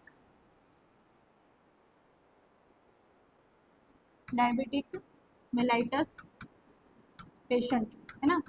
इसका पता है अपन को नॉर्मली कि जो डायबिटिक मेलाइटस वाला पेशेंट रहता है इसमें क्या रहता है, इसके ब्लड के अंदर ग्लूकोज का कंसंट्रेशन ज़्यादा रहता है, इंसुलिन की कमी होने की वजह से जो ग्लूकोज रहता है वो क्या रहता है, ब्लड में घूमता रहता है, मतलब बोल सकते हैं कि ब्लड को गाढ़ा बना देता है। तो आपको क्या नहीं करना है, जो हाइपरटोनिक सोल्यूशन है जैसे कि क्या मैनिटोल D5% प्लस NaS, है ना, D10, ऐसे सोल्यूशन क्या नहीं करने हैं, इनमें नहीं देने हैं, या फिर क्या करना है, इनको अवॉइड करना है। ठीक है, फर्स्ट क्लियर है अपना कॉन्ट्राइंडिकेशन। उसके बाद में और कौन सा पेशेंट हो सकता है, तो ऐसा पेशेंट जिसकी क्या हो गई हो, किडनी फेल हो, renal failure patient. Renal failure patient में भी क्या नहीं करना है, हाइपरटोनिक सोल्यूशन नहीं देना है। क्यों नहीं देना है, क्योंकि जो ब्लड रहता है वो फिल्टर होने के लिए कहाँ जाता है, किडनी के पास जाता है ना। तो किडनी क्या है, पहले से ही फेल है ना, और ब्लड आपने ऐसा सोल्यूशन दे दिया जो ब्लड को और ज़्यादा गाढ़ा कर दे, है ना। तो उसकी वजह से जो किडनी फेल है वहाँ पर क्या हो जाएगा, क्लोट हो सकता है, और जो किडनी जो पूरी फेल है वो और ज़्यादा क्या हो जाएगी, डैमेज हो जाएगी। तो ऐसे पेशेंट में भी ऐसा सोल्यूशन, इतना गाढ़ा सोल्यूशन आपको यूज़ नहीं करना है जिससे उसकी किडनी और ज़्यादा क्या हो जाए, डैमेज हो जाए, है ना। तो ये अपन को कब कब नहीं देना है, डायबिटीज़ मेलाइटिस में नहीं देना है, और रीनल फेलियर वाले पेशेंट में भी नहीं देना है। इसके अलावा अगर हम बात करें तो थर्ड अपना कॉन्ट्राइंडिकेशन हो सकता है डिहाइड्रेशन। डिहाइड्रेशन, ठीक है, डिहाइड्रेशन हो गया है पेशेंट को, मतलब क्या हो गई है, बॉडी में उसके पानी की कमी हो गई है। तो इस कंडीशन में भी क्या नहीं करना है आपको, हायर कॉन्सेंट्रेशन वाला फ्लूइड नहीं चढ़ाना है। क्यों नहीं चढ़ाना है, तो रीज़न क्या था इसका, कि ये इसका मैकेनिज्म क्या होता है, इंट्रा सेलुलर फ्लूइड को ये शिफ्ट कर देता है कहाँ पर, एक्स्ट्रा सेलुलर फ्लूइड में, है ना। तो पहले से ही पेशेंट को डिहाइड्रेशन है, मतलब कि सेल्स के पास क्या है, पहले से ही पानी की कमी है, और उस कंडीशन में आपने क्या कर दिया, उसको हाइपरटोनिक सोल्यूशन दे दिया, है ना। तो हाइपरटोनिक सोल्यूशन दे दिया तो क्या करा, जो सेल के पास पानी था वो भी काम करने लग गया, जो थोड़ा बहुत पानी था वो भी कहाँ चले गया, आपकी वेसल्स में चले गया, ब्लड वेसल्स में, वेन्स एंड आर्टरी में चले गया। तो सेल के पास क्या हो जाएगी, पानी की और ज़्यादा कमी हो जाएगी, मतलब हाइपरटोनिक सोल्यूशन देने की वजह से पेशेंट और ज़्यादा सीवियर डिहाइड्रेशन में जा सकता है ना। इसलिए अपन को क्या करना है, जब भी पेशेंट को डिहाइड्रेशन होता है तो उस कंडीशन में भी हाइपोटोनिक सोल्यूशन नहीं लगाना होता है। ठीक है, तो ये अपने सारे क्या होते हैं, कॉन्ट्राइंडिकेशन होते हैं। डिहाइड्रेशन में क्यों नहीं लगाते हैं, तो इसका अपन रीज़न लिख सकते हैं, बिकॉज इट श्रिंक सेल्स, है ना। सेल्स का पानी सारा कहाँ चले गया, अपने वेसल्स में चले गया, तो सेल्स जो रहती है वो किसी हो जाएगी, सिकुड़ जाएगी या श्रिंक हो जाएगी। ठीक है, तो ये सारे अपने क्या होते हैं, कॉन्ट्राइंडिकेशन होते हैं। नेक्स्ट आगे बात करते हैं अपन,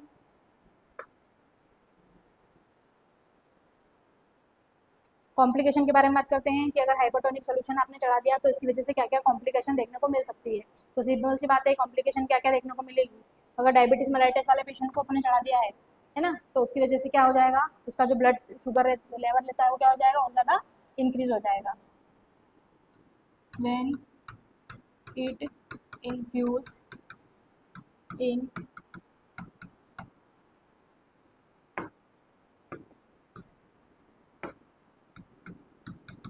diabetic patient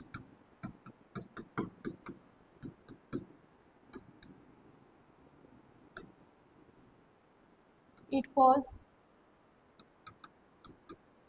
increases excessive blood sugar level। Diabetic patient में चढ़ा दिया जिसका पहले से ब्लड शुगर बढ़ा हुआ था, तो क्या हो जाएगा, ब्लड शुगर लेवल और ज़्यादा इंक्रीज हो जाएगा। ठीक है, और अपन ने क्या करा है, इसको किस पेशेंट में चढ़ा दिया, when heat infused in renal failure patient. It cause renal damage and block and clot formation occurs. क्या कर सकता है ये?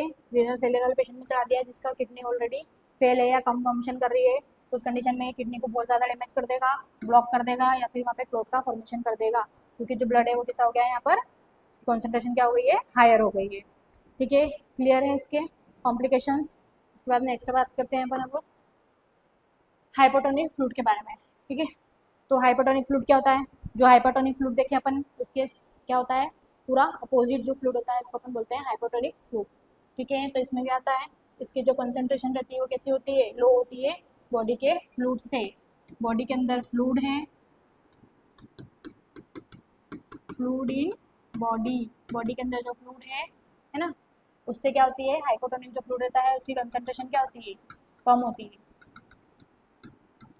लो कंसंट्रेशन ऑफ फ्लूइड है ना। लो कंसंट्रेशन का फ्लूइड होता है, मतलब कि क्या करता है, ये ब्लड को पतला भी नहीं करता है, गाढ़ा भी नहीं करता है, मतलब इसको क्या करता है, इक्वल बना के रखने का काम करता है, क्योंकि इसकी कंसंट्रेशन कितनी होती है, जो नॉर्मल अपने ब्लड का जो गाढ़ापन है उससे भी कम कंसंट्रेशन वाला क्या होता है, ये फ्लूइड होता है। ठीक है, क्लियर है। इसके मैकेनिज्म के बारे में बात करते हैं, कैसे एक्शन करता है, तो अपन देखते हैं इसका मैकेनिज्म। ठीक है, हाइपोटोनिक क्लियर है तो उससे आपको ये वाला भी इजीली समझ में आ जाएगा, क्योंकि ये उसके अकॉर्डिंग फंक्शन करता है। अब इसमें क्या होता है, जो एक्स्ट्रा सेलुलर फ्लूइड रहता है ये शिफ्ट हो जाता है कहाँ पर, इंट्रा सेलुलर फ्लूइड के अंदर। ठीक है, कहाँ पर शिफ्ट हो जाता है, जो इंट्रा सेलुलर फ्लूइड है यहाँ पर आपका क्या है, एक्स्ट्रा सेलुलर फ्लूइड। तो इसमें जो फ्लूइड रहता है वो कहाँ पर शिफ्ट हो जाता है, जो एक्स्ट्रा सेलुलर फ्लूइड रहता है वो इंट्रा सेलुलर फ्लूइड में शिफ्ट हो जाता है। अब फ्लूइड कहाँ जा रहा है, जो आपकी वेन्स है उसमें से निकल के फ्लूइड कहाँ पर जा रहा है, ऑस्मोसिस की क्रिया के द्वारा जो आपकी सेल्स है उनके पास जा रहा है। कहाँ पर जा रहा है, सेल्स के पास जा रहा है। ठीक है, तो इसका मूवमेंट कहाँ पर हो रहा है, जो एक्स्ट्रा सेलुलर फ्लूइड है वो कहाँ जा रहा है, इंट्रा सेलुलर फ्लूइड की तरफ जा रहा है। तो ऐसे मूवमेंट को या ऐसे सोल्यूशन को अपन क्या बोलते हैं, हाइपोटोनिक सोल्यूशन, हाइपोटोनिक सोल्यूशन है ना। क्लियर है, ये क्या होता है अपना हाइपोटोनिक सोल्यूशन। नेक्स्ट आगे देखते हैं, कॉन्ट्राइंडिकेशन की बात करते हैं कि किस किस में इसको नहीं देना है। ठीक है, पहले तो अपन क्या देख लेते हैं, इसके यूज देख लेते हैं।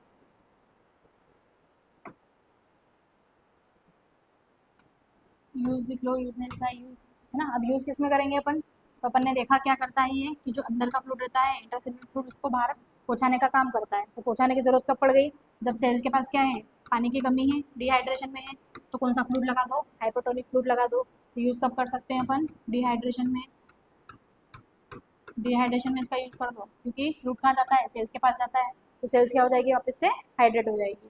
ठीक है, तो डिहाइड्रेशन में इसका यूज़ कर सकते हैं, और शॉक वाले पेशेंट में इसका यूज़ कर सकते हैं ना, use in shock patient, shock patient में लगा दो, और इसमें लगा दो डिहाइड्रेशन को, क्योंकि हमको इसका मैकेनिज्म और एक्शन पता है। क्या पता है कि ये एक्स्ट्रा सेलुलर फ्लूइड को कहाँ पर शिफ्ट कर देगा, इंट्रा में भेज देगा। जब ये इंट्रा में भेज देगा तो क्या होगा, जो हमारी सेल थी जो कैसी थी, डिहाइड्रेट थी या उसके पास पानी नहीं था, तो उसके पास अब क्या आ जाएगा, हाइड्रेशन आ जाएगा, और सेल क्या हो जाएगी, प्रॉपरली अपना पहले की तरह फंक्शन करना स्टार्ट कर देगी।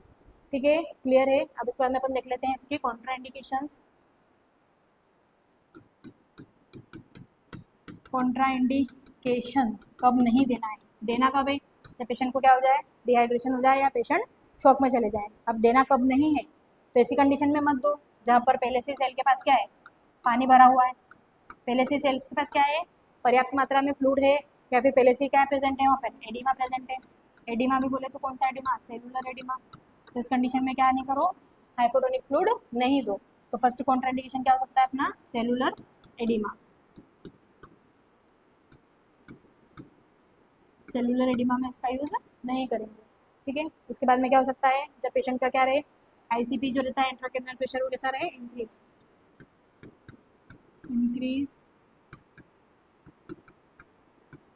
Intra cranial pressure. जब पेशेंट का क्या हो, पहले से ही आईसीपी बढ़ा हुआ है, उसका जो प्रेशर है पहले से ही वो क्या है, ब्रेन का स्पाइनल कॉर्ड का प्रेशर पहले से ही बढ़ा हुआ है, तो उस कंडीशन में क्या नहीं करना है, अपन को ये फ्लूइड का यूज़ नहीं करना है, क्योंकि अगर इस फ्लूइड का यूज़ करेंगे तो क्या हो जाएगा, ये है ना, जो फ्लूइड रहता है एक्स्ट्रा सेलुलर अंदर जाके जमा होने लगेगा, तो ये क्या कर देगा, सेल में जाएगा तो सेल्स का प्रेशर बढ़ाएगा, मतलब कि इंट्राक्रेनियल जो प्रेशर है उसको ये इंक्रीज कर देगा। तो क्लियर है ये कॉन्ट्राइंडिकेशन। इसके बाद में आगे देखते हैं कॉम्प्लिकेशन। फ्लूइड की वजह से क्या क्या कॉम्प्लिकेशन देखने को मिल सकती है। ठीक है, तो अगर अपन ने फ्लूइड चढ़ा दिया तो क्या हो सकता है, ज़्यादा फ्लूइड चढ़ाने की वजह से क्या हो सकता है, सेल्स के अंदर फ्लूइड जा रहा है, मतलब सेल्स क्या हो सकती है, रप्चर हो सकती है, सेलुलर रप्चर। ठीक है, सेल्स के अंदर ज़्यादा फ्लूइड चले गया तो क्या हो जाएगा, सेल्स रप्चर हो जाएगी। दूसरा क्या हो सकता है, तो इंक्रीज हो सकता है आईसीपी, है ना, इंट्राक्रेनियल प्रेशर चेक नहीं करा पहले से चढ़ा दिया है, तो उस कंडीशन में आईसीपी क्या हो जाएगा, इंक्रीज इंट्रा क्रेनियल प्रेशर, है ना, आईसीपी क्या हो जाएगा, इंक्रीज हो जाएगा। और क्या होगा, आईसीपी बढ़ेगा तो क्या होगा, क्या कॉज कर देगा, ये हेडेक को कॉज कर देगा, है ना, पेशेंट का क्या होने लगेगा, सीवियर हेडेक होने लगेगा। ठीक है, क्लियर है, आगे देखें। आगे बात करते हैं एग्जाम्पल ऑफ हाइपोटोनिक सोल्यूशन, कि हाइपोटोनिक जो सोल्यूशन होता है वो कौन कौन से होते हैं। ठीक है, तो हाइपोटोनिक जो सोल्यूशन होता है वो कौन कौन से होते हैं, फर्स्ट कौन सा होता है अपना 0.45% NH। ये क्या होता है, इसकी कंसनट्रेशन जो रहती है वो ब्लड के कंसनट्रेशन से भी बहुत ज़्यादा कम होती है।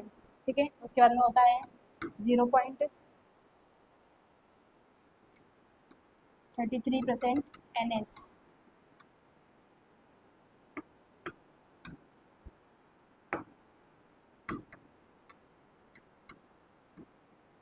ठीक है, इसके बाद में एक और कौन सा होता है इसका टाइप 0.25% NS। ठीक है, अब इनको याद कैसे रखेंगे, याद तो करना पड़ेगा ना, हाइपोटोनिक सोल्यूशन होता है, याद कैसे रखना है, कि जो आइसोटोनिक सोल्यूशन होता है, जो अभी अपन ने देखा नहीं है, आगे बात करेंगे इसमें आइसोटोनिक के बारे में, है ना। आइसोटोनिक जो सोल्यूशन होता है इसमें जो मेन एग्जाम्पल होता है वो होता है आपका NS। NS भी बोले तो कौन सा NS, 0.9% NS। तो बस इतना याद रख लो कि जो 0.9% NS होता है ये कैसा होता है, आइसोटोनिक सोल्यूशन होता है। मतलब क्या, कि इसका जो कंसनट्रेशन होता है फ्लूइड का, वो बॉडी का जो फ्लूइड का कंसंट्रेशन होता है उसके सेम होता है, सेम होता है, इसलिए अपन क्या बोलते हैं इसको, आइसोटोनिक फ्लूइड के नाम से जानते हैं। तो अब NS का क्या कर दिया अपन ने, हाफ पार्ट ले लिया, है ना, तो क्या बन गया आपका 0.45% NS बच गया, हाफ NS, है ना। NS का भी आधा कंसंट्रेशन वाला एक सोल्यूशन ले लिया, है ना, तो उसको अपन ने क्या बोल दिया 0.45% NS, जो कैसा है, हाइपोटोनिक है। उसके बाद में बात करें 1/3 पार्ट ले लिया इसका NS का, है ना, तो कितना हो जाएगा आपका 0.33% NS। उसके बाद बात करें 1/4 पार्ट ले लिया अगर अपन ने NS का, तो कितना हो जाएगा 0.25%। ठीक है, ये क्या है 2 है, 0.25%। तो क्लियर है, क्या करा अपन ने यहाँ पर, जो NS थी, जो नॉर्मल अपन ने देखा था कि जो आइसोटोनिक होती है उसका कॉन्सेंट्रेशन कितना होता है NS का 0.9%, है ना। तो 0.9% से अपन ने अगर हाफ ले लिया तो इतना हो जाएगा, 1/3 ले लेंगे तो इतना हो जाएगा, और 1/4 ले लेंगे तो इतना हो जाएगा। तो ऐसे सोल्यूशन आपको कहीं पर भी देखने को मिलते हैं, मतलब ये NS से भी कम सांद्रता वाले हैं, है ना, नॉर्मल सलाइन से भी कम सांद्रता वाले हैं, जो मोस्ट कॉमनली डिहाइड्रेशन में यूज़ करते हैं, है ना। तो ये सारे क्या हो जाते हैं आपके एग्जाम्पल होते हैं हाइपोटोनिक फ्लूइड के, है ना। इसका हाफ पार्ट, 1/3 पार्ट, 1/4 पार्ट कैसे निकाला अपन ने, तो इसमें क्या कर देते हैं अपन, डिवीजन कर देते हैं, है ना। 1/3 पार्ट निकालना है तो क्या कर देंगे, 2 से डिवाइड कर देंगे इसको। ठीक है, तो क्या आ जाएगा आपका 0.45%, है ना। ऐसे अपन क्या कर देंगे, 1/3 पार्ट भी निकाल सकते हैं और इसका 1/4 पार्ट भी निकाल सकते हैं इसको डिवाइड करके। ठीक है, क्लियर है, आगे देखें। इसके बाद बात करते हैं अपन अब आइसोटोनिक सोल्यूशन के बारे में। आइसोटोनिक सोल्यूशन क्या होता है, सेम का concentration fluid as a body fluid, some same osmolality of body fluid, है ना। अब इसकी जो कॉन्सेंट्रेशन रहती है वो किसी होती है, सेम होती है। ये क्या है आपका बॉडी का फ्लूइड है, और जो आपने बाहर से वेन से लगाया है ये कौन सा है, फ्लूइड है ना। कौन सा फ्लूइड है, आइसोटोनिक। कॉन्सेंट्रेशन कैसी है, सेम है इसकी, सेम कंसंट्रेशन, सांद्रता क्या है इसकी, सेम है ना। तो ऐसा फ्लूइड जिसकी कंसंट्रेशन सेम होती है, जिसका गाढ़ापन क्या होता है, सेम होता है, जैसे ब्लड का कंसंट्रेशन है वैसे ही ये फ्लूइड का भी कंसंट्रेशन है। मतलब क्या कर सकते हैं इसको, है ना, आसानी से लगा सकते हैं, इसके कोई बहुत ज़्यादा कॉम्प्लिकेशन भी देखने को नहीं मिलते हैं। तो इसको अपन क्या बोलते हैं, आइसोटोनिक फ्लूइड, है ना। हॉस्पिटल में देखा होगा मोस्ट कॉमनली NH जो फ्लूइड रहता है मोस्ट कॉमनली क्या कर सकते हैं अपन, यूज़ कर सकते हैं, क्योंकि ये कैसा होता है, आइसोटोनिक फ्लूइड होता है। ठीक है, नेक्स्ट आगे बात करते हैं अपन इसमें हम मैकेनिज्म ऑफ एक्शन। मैकेनिज्म कैसे करता है ये, they do not have any force in body fluid, they only increase extra cellular fluid. ठीक है, ये क्या नहीं करता है, जैसे कि सारे जो अपन ने पहले पढ़े थे फ्लूइड, उसमें क्या कर रहा था, वो फोर्स लगा रहा था, मतलब इंट्रासेलुलर से एक्स्ट्रा में आ रहा था और एक्स्ट्रा से इंट्रा में आ रहा था। मतलब क्या कर रहा था, फोर्स अप्लाई करके जो फ्लूइड रहता है उसका आदान प्रदान करवा रहा था। पर जो आइसोटोनिक फ्लूइड होता है इसमें अपन ने क्या देखा है कि इसके अंदर कोई भी फ्लूइड में फोर्स नहीं रहता है ना। मतलब कि ये ऐसा नहीं होता है कि इंट्रा से एक्स्ट्रा में जा रहा है या इंट्रा से एक्स्ट्रा में जा रहा है। ये ओनली क्या करता है, जो इंट्रा सेलुलर फ्लूइड रहता है इसको इंक्रीज करने का काम करता है। क्या करता है, ओनली ये इंक्रीज करता है किसको, एक्स्ट्रा सेलुलर फ्लूइड को, है ना। और जो आपका क्या रहता है, वस्कुलर फ्लूइड रहता है, इसको क्या करता है, ये इंक्रीज करता है। वस्कुलर फ्लूइड इंक्रीसेस, मतलब क्या करता है, ये बीपी को बढ़ाने का काम करता है, इंक्रीज ब्लड प्रेशर, है ना। तो पेशेंट का अगर क्या हो गया है, बीपी लो हो गया है, तो फिर क्या कर दो आप उसको नॉर्मली NS दे दो, जिससे क्या हो जाएगा, उसका बीपी वापस से रीगेन हो जाएगा। क्लियर है इतना। नेक्स्ट आगे देखते हैं हम। अब बात करते हैं अपन एग्जाम्पल्स, है ना। इसके एग्जाम्पल पढ़ रहे हैं अपन यहाँ पर अब आइसोटोनिक फ्लूइड के। आइसोटोनिक फ्लूइड, आइसोटोनिक फ्लूइड का जो एग्जाम्पल होता है उसमें फर्स्ट अपन देख रहे हैं क्या, रिंगर लैक्टेट, जिसको अपन किस नाम से जानते हैं, RL, है ना। RL नाम बहुत बार सुना है अपन ने हॉस्पिटल में। ठीक है, किस नाम से जानते हैं इसको, RL के नाम से जानते हैं। ठीक है, तो सबसे पहली बात तो याद रखना है आपको, अगर पूछते हैं कि RL जो सोल्यूशन होता है वो कैसा होता है, तो अपन क्या बोलेंगे इसको कि ये एक कौन सा फ्लूइड है, आइसोटोनिक फ्लूइड होता है या आइसोटोनिक सोल्यूशन होता है। ठीक है, जिसका पूरा नाम क्या होता है, रिंगर लैक्टेट। ठीक है, इसके अलग अलग और नाम भी हो सकते हैं, अलग नाम क्या बोलेंगे इसको अपन, तो इसको अपन और किस नाम से जानते हैं, also no as Hartmann solution. RL को अपन किस नाम से जानते हैं, हार्टमान सोल्यूशन के नाम से भी जानते हैं। दूसरा इसको और किस नाम से जानते हैं, also no as emergency solution, emergency solution के नाम से भी जानते हैं, क्योंकि इमरजेंसी में इसको क्या कर सकते हैं अपन, वस्कुलर फ्लूइड को अगर बढ़ाना है, बीपी लो हो गया है, ब्लड क्या हो गया है, बहुत ज़्यादा बह गया है ट्रोमा या एक्सीडेंट के कारण, तो उस कंडीशन में भी क्या कर दो, पेशेंट को RL लगा दो, क्योंकि RL क्या है, आइसोटोनिक फ्लूइड है। आइसोटोनिक फ्लूइड क्या करता है, जो वस्कुलर फ्लूइड रहता है, मतलब ब्लड वेसल का जो फ्लूइड रहता है इसको बढ़ाता है, इसलिए क्या कर सकते हैं अपन इसको इमरजेंसी सोल्यूशन में क्या करते हैं, इमरजेंसी कंडीशन में इसको यूज़ करते हैं, है ना। इसलिए इसको किस नाम से जानते हैं, कभी भी बोलते हैं कि इमरजेंसी फ्लूइड कौन सा होता है, तो क्या पता होना चाहिए अपन को कि RL को ही अपन क्या बोलते हैं, इमरजेंसी फ्लूइड बोलते हैं। और इसको किस नाम से जानते हैं, हार्टमान के नाम से भी जानते हैं। आगे अपन इसके बारे में बात करते हैं, RL के बारे में, कि किस किस चीज़ों से मिलकर बना होता है या इसके कंपोनेंट क्या क्या होते हैं।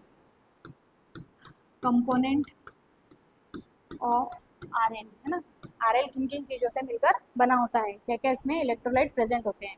ठीक है, तो फर्स्ट इसमें क्या होता है, कैल्शियम क्लोराइड होता है,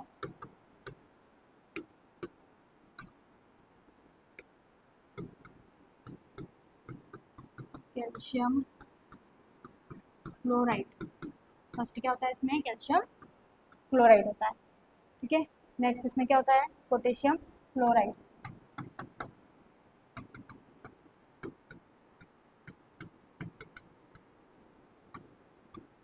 क्या होता है नेक्स्ट, पोटेशियम क्लोराइड होता है। उसके बाद होता है सोडियम लैक्टेट,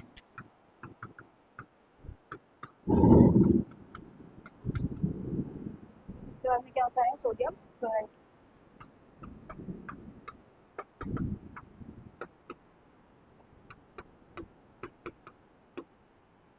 ठीक है, ये सारे क्या होते हैं, आरएल के अंदर प्रेजेंट होते हैं। ठीक है, तो अपन को क्या करना है, इनके कंपोनेंट याद रखने हैं कि कौन कौन से कंपोनेंट प्रेजेंट होते हैं और कितनी मात्रा में प्रेजेंट होते हैं। तो जो कैल्शियम क्लोराइड रहता है वो कितना होता है, 0.2 ग्राम पर लीटर। मतलब 1 लीटर अगर फ्लूइड है तो उसमें 0.2 ग्राम क्या पाया जाएगा, कैल्शियम क्लोराइड पाया जाएगा। उसके बाद नेक्स्ट बात करें अपन पोटेशियम क्लोराइड की, तो ये कितना होता है, 0.9 ग्राम पर लीटर। 0.9 ग्राम पर लीटर क्या होता है आपका पोटेशियम क्लोराइड प्रेजेंट होता है। उसके बाद में सोडियम लैक्टेट की अगर बात करें तो ये कितना होता है, 3.1 ग्राम पर लीटर क्या होता है, सोडियम लैक्टेट आपके आरएल में प्रेजेंट होता है। सोडियम क्लोराइड की अगर बात करें तो ये कितना होता है, 6 ग्राम पर लीटर। 1 लीटर फ्लूइड में 6 ग्राम क्या होता है, तो आपका सोडियम क्लोराइड प्रेजेंट होता है। ठीक है, याद रखने का तरीका क्या है, सबसे कम वाले से लिखा है मैंने, कम से ज़्यादा की तरफ, है ना। तो सबसे कम क्या होता है आरएल में, कैल्शियम क्लोराइड होता है। कम मतलब क्या, 0.2 ग्राम ही होता है 1 लीटर में, है ना। उसके बाद में उससे ज़्यादा देखें अपन तो 0.9 होता है, क्या होता है, पोटेशियम क्लोराइड होता है। उसके बाद में देखेंगे तो सोडियम लैक्टेट होता है। लैक्टेट पर याद रखना है कि आरएल में क्या है, लैक्टेट होता है, इसलिए लैक्टेट तो याद रखना ही है कि सोडियम लैक्टेट पाया जाता है काई में, आरएल में। कितना होता है, 0.9 के बाद में क्या, 3.1 याद रखना है। उसके बाद में क्या होता है, सोडियम क्लोराइड होता है। कितना होता है, सबसे ज़्यादा जो होता है वो सोडियम क्लोराइड होता है। कितना, 3 का डबल, 6 ग्राम पर लीटर। तो ये क्या होते हैं, सारे आरएल के कंपोनेंट होते हैं। ठीक है, क्लियर है। आगे देखें, आगे अपन बात करते हैं कॉन्सेंट्रेशन। कॉन्सेंट्रेशन मतलब ये जो इलेक्ट्रोलाइट लेते हैं उनकी कॉन्सेंट्रेशन कितनी होती है ना, उनकी सांद्रता कितनी होती है। तो फर्स्ट देखेंगे अपन किसकी, कैल्शियम। यहाँ से एमसीक्यू डायरेक्ट एग्जाम में आते हैं कि जो आरएल रहता है उसमें कौन कौन सा सोल्यूशन प्रेजेंट है, कितनी मात्रा में वो प्रेजेंट होते हैं। ठीक है, तो कैल्शियम क्या था फर्स्ट अपना, कैल्शियम क्लोराइड। दूसरा क्या था अपना, पोटेशियम क्लोराइड।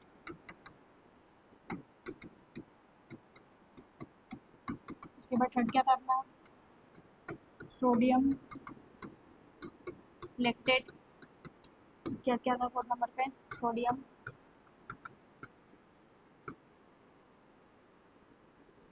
क्लोराइड। ठीक है, तो कंसंट्रेशन याद रखनी है कि इसकी जो सांद्रता होती है वो कितनी होती है ना। तो जो कैल्शियम क्लोराइड रहता है इसकी सांद्रता कितनी होती है, कंसंट्रेशन याद रखनी है, 2.7 मिली इक्विवेलेंट पर लीटर। ठीक है, पोटेशियम क्लोराइड की कितनी होती है, 4 मिली इक्विवेलेंट पर लीटर। इसके बाद बात करें अगर अपन सोडियम लैक्टेट तो इसकी कंसंट्रेशन कितनी होती है, 28 मिली इक्विवेलेंट पर लीटर। इसके बाद में नेक्स्ट अपन बात करें सोडियम क्लोराइड, है ना। तो सोडियम क्लोराइड में क्या आती है, दो चीज़ आती है, एक आता है सोडियम, एक आता है क्लोराइड। सोडियम मतलब Na, क्लोराइड मतलब Cl। तो दोनों की कॉन्सेंट्रेशन अलग अलग देख लेते हैं अपन। जो सोडियम होता है इसकी कॉन्सेंट्रेशन कितनी होती है, 130 मिली इक्विवेलेंट पर लीटर। और जो Cl होता है, क्लोराइड होता है, इसकी कितनी होती है,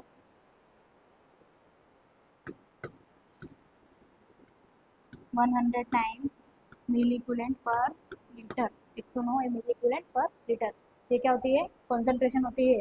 ठीक है, ये क्या होता है, इसे बनते हैं क्या, मोस्ट कॉमन एग्जाम के पर्पज से एमसीक्यू।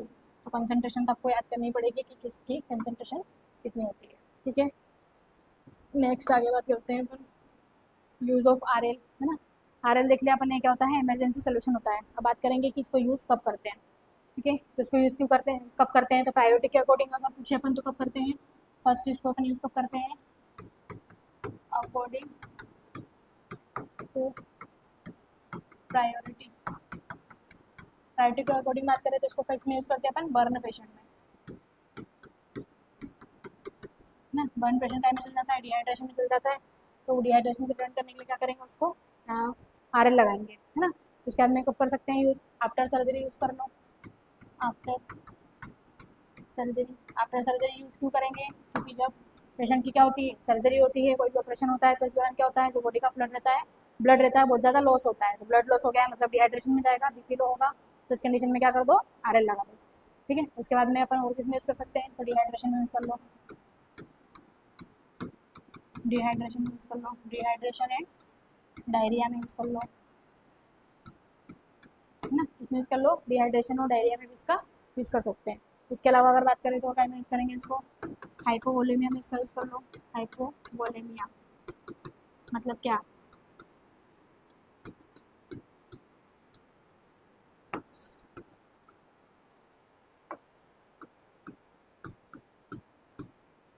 ब्लड प्रेशर क्या हो गया है, डिक्रीज हो गया है, वॉल्यूम कम हो गया है ब्लड में, बॉडी में, तो ब्लड को वॉल्यूम को बढ़ाने के लिए भी क्या कर लिया अपन ने, आरएल का यूज़ कर लिया। ठीक है, उसके अलावा अपन यूज़ कर सकते हैं इसको, use in eye irrigation, use in eye irrigation. I irrigation मतलब क्या, कि आँख के अंदर क्या चले गया है, कुछ केमिकल चले गया है, तो उसको धोने के लिए या उसको रिमूव करने के लिए भी क्या करते हैं, अपन आरएल का यूज़ करते हैं। ठीक है,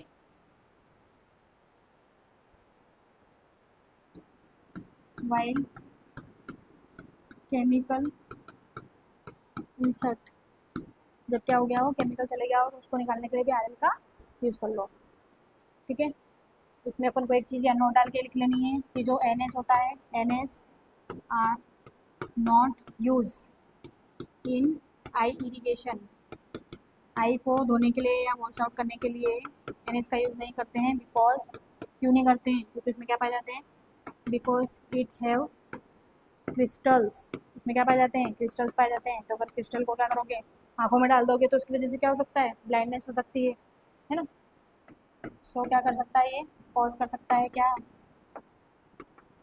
ब्लाइंडनेस को कॉज कर सकता है, पेशेंट क्या हो सकता है, ब्लाइंड हो सकता है। क्लियर है, ये सारे क्या होते हैं, यूज होते हैं आरएल के। नेक्स्ट आगे बात करते हैं अपन इसमें कॉन्ट्राइंडिकेशन के बारे में बात करते हैं कि आरएल का यूज़ कब कब नहीं करना है।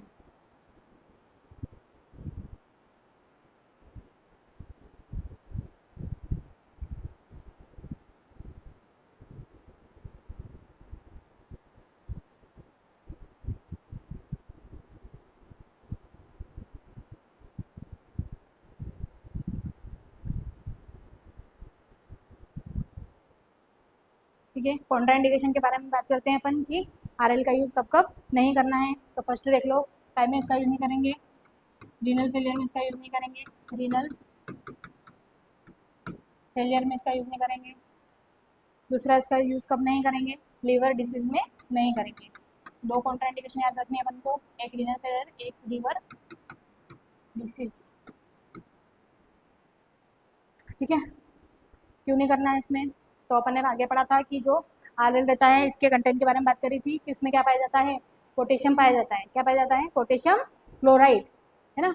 तो अगर रीनल फेलियर वाला पेशेंट है, पेशेंट की जो किडनी है वो पहले से क्या है, फेल है ना, तो उस कंडीशन में जो इलेक्ट्रोलाइट लेते हैं, इसका जो एब्जॉर्प्शन रहता है या फिर इसका जो क्या रहता है, फिल्ट्रेशन रहता है, वो भी क्या हो जाएगा, इंटरप्ट हो जाएगा, है ना। तो उस कंडीशन में अगर अपन क्या चढ़ाएंगे, आरएल चढ़ाएंगे, तो पोटेशियम के कारण क्या हो जाएगा, कि जो पोटेशियम का लेवल जो रहता है ना, पोटेशियम पहले से क्या नहीं हो पा रहा है, बॉडी के द्वारा रिमूव नहीं हो रहा है किडनी से, उस कंडीशन में अगर आरएल दे देंगे तो क्या हो जाएगा, इंक्रीज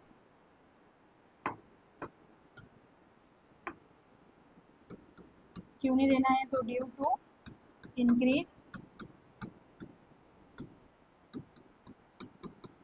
पोटेशियम, है ना। पोटेशियम को क्या कर देगा, ये इंक्रीज कर देगा, एंड क्या कोज कर देगा, ये hyper kalaemia,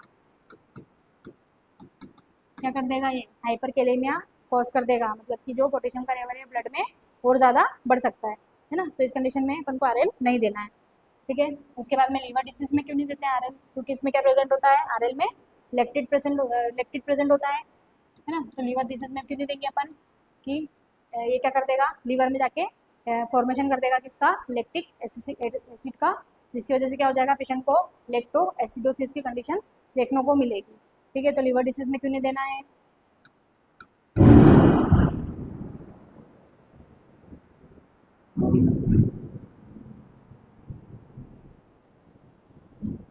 due to lactic acid, due to lactic acid formation,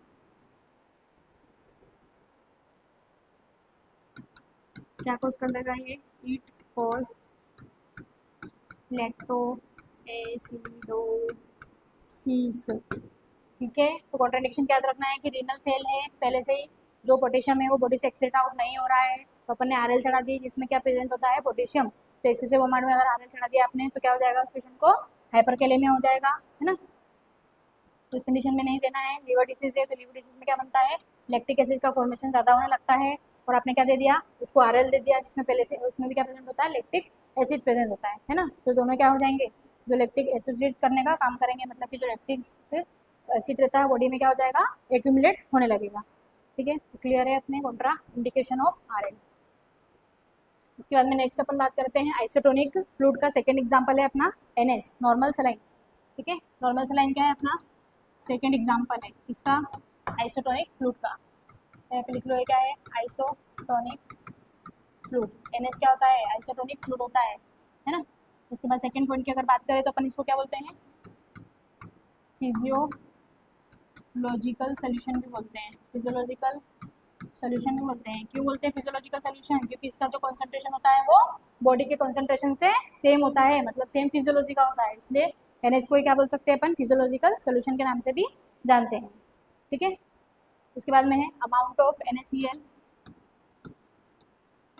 amount of NaCl in NS के अंदर जो NaCl होता है, सोडियम क्लोराइड होता है, वो कितने अमाउंट में होता है, 0.9% होता है। इसलिए अपन आगे देखा था क्या, कि जो NS होती है वो क्या होती है, नॉर्मल वाली आइसोटोनिक वाली, जिसका कॉन्सेंट्रेशन कितना होता है, 0.9%। मतलब कि इसमें कितना नमक रहता है, कितना NaCl रहता है, 0.9% क्या रहता है इसमें, NaCl रहता है। ठीक है, अब इसके कंपोनेंट की बात करें अगर अपन, कि किस किस चीज़ों से मिलकर आपका जो नॉर्मल सलाइन रहता है वो बनता है।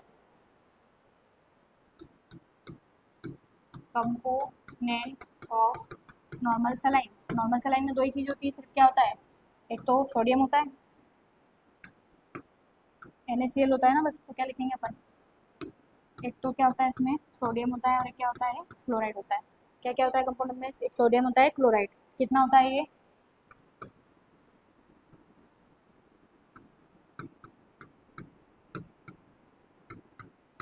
कितना होता है, 154 मिली इक्विवेलेंट पर लीटर, दोनों का सेम ही होता है, तो याद रह जाएगा।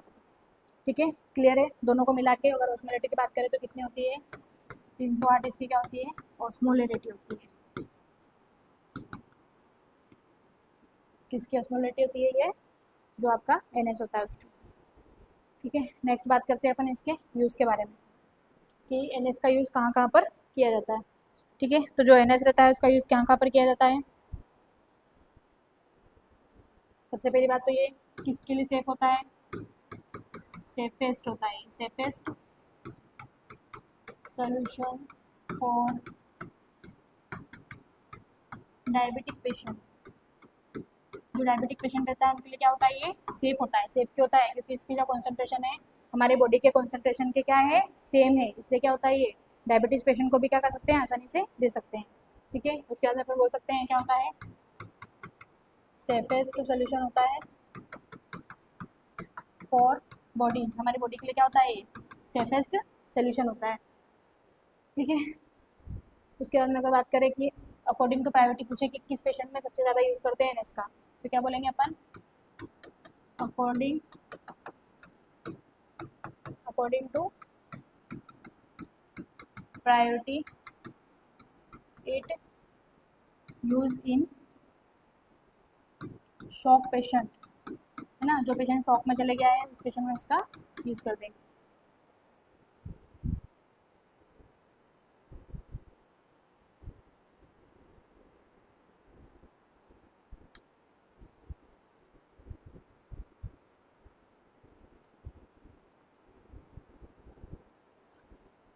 ठीक है, और उसके बाद में अपन और क्या बोल सकते हैं, तो इसका यूज़ कर सकते हैं अपन, use for preservation of contact lenses, है ना। कॉन्टैक्ट लेंस जो आंखों में लेंस लगाए जाते हैं आर्टिफिशियल, उसको अगर प्रिजर्व करने के रखना है तो उस कंडीशन में भी अपन क्या कर सकते हैं, इसका यूज़ कर सकते हैं। इसके अलावा बोलते हैं अपन इसलिए यूज़ होता है, तो ये क्या होता है, commonest solution use for irrigation, है ना, किसी भी चीज़ को इरिगेशन करवाना है आपको तो उसमें भी अपन क्या करते हैं, NS का यूज़ करते हैं वॉश आउट करवाने के लिए एक्स्ट्रा। ठीक है, तो कभी यूज़ नहीं करना है तो कॉमन सोल्यूशन होता है NS, जो अपन क्या करते हैं, इरिगेशन के लिए यूज़ करते हैं। पर याद रखना है कि इसको कभी यूज़ नहीं करना है जब इरिगेशन किसका करना हो, अपन को आइस का इरिगेशन करना हो। आई में कोई भी केमिकल सब्सटेंस चले गया है और अगर आपको इरिगेशन करवाना है रिमूव करवाना है तो ऑलवेज किसका यूज़ करना है अपन को, RL का यूज़ करना है ना, NaOH का यूज़ नहीं करना है। ठीक है, क्लियर है इतना? आगे देखते हैं इसके।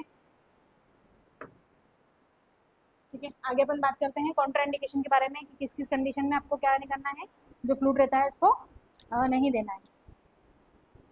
ठीक है, तो कॉन्ट्राइंडिकेशन क्या क्या हो जाएंगे इसके,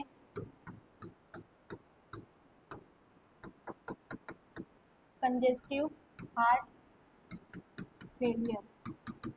ठीक है, हार्ट फेलियर की कंडीशन में इसको नहीं देना है। सेकंड क्या हो जाएगा, पल्मोनरी एडिमा, पल्मोनरी एडिमा।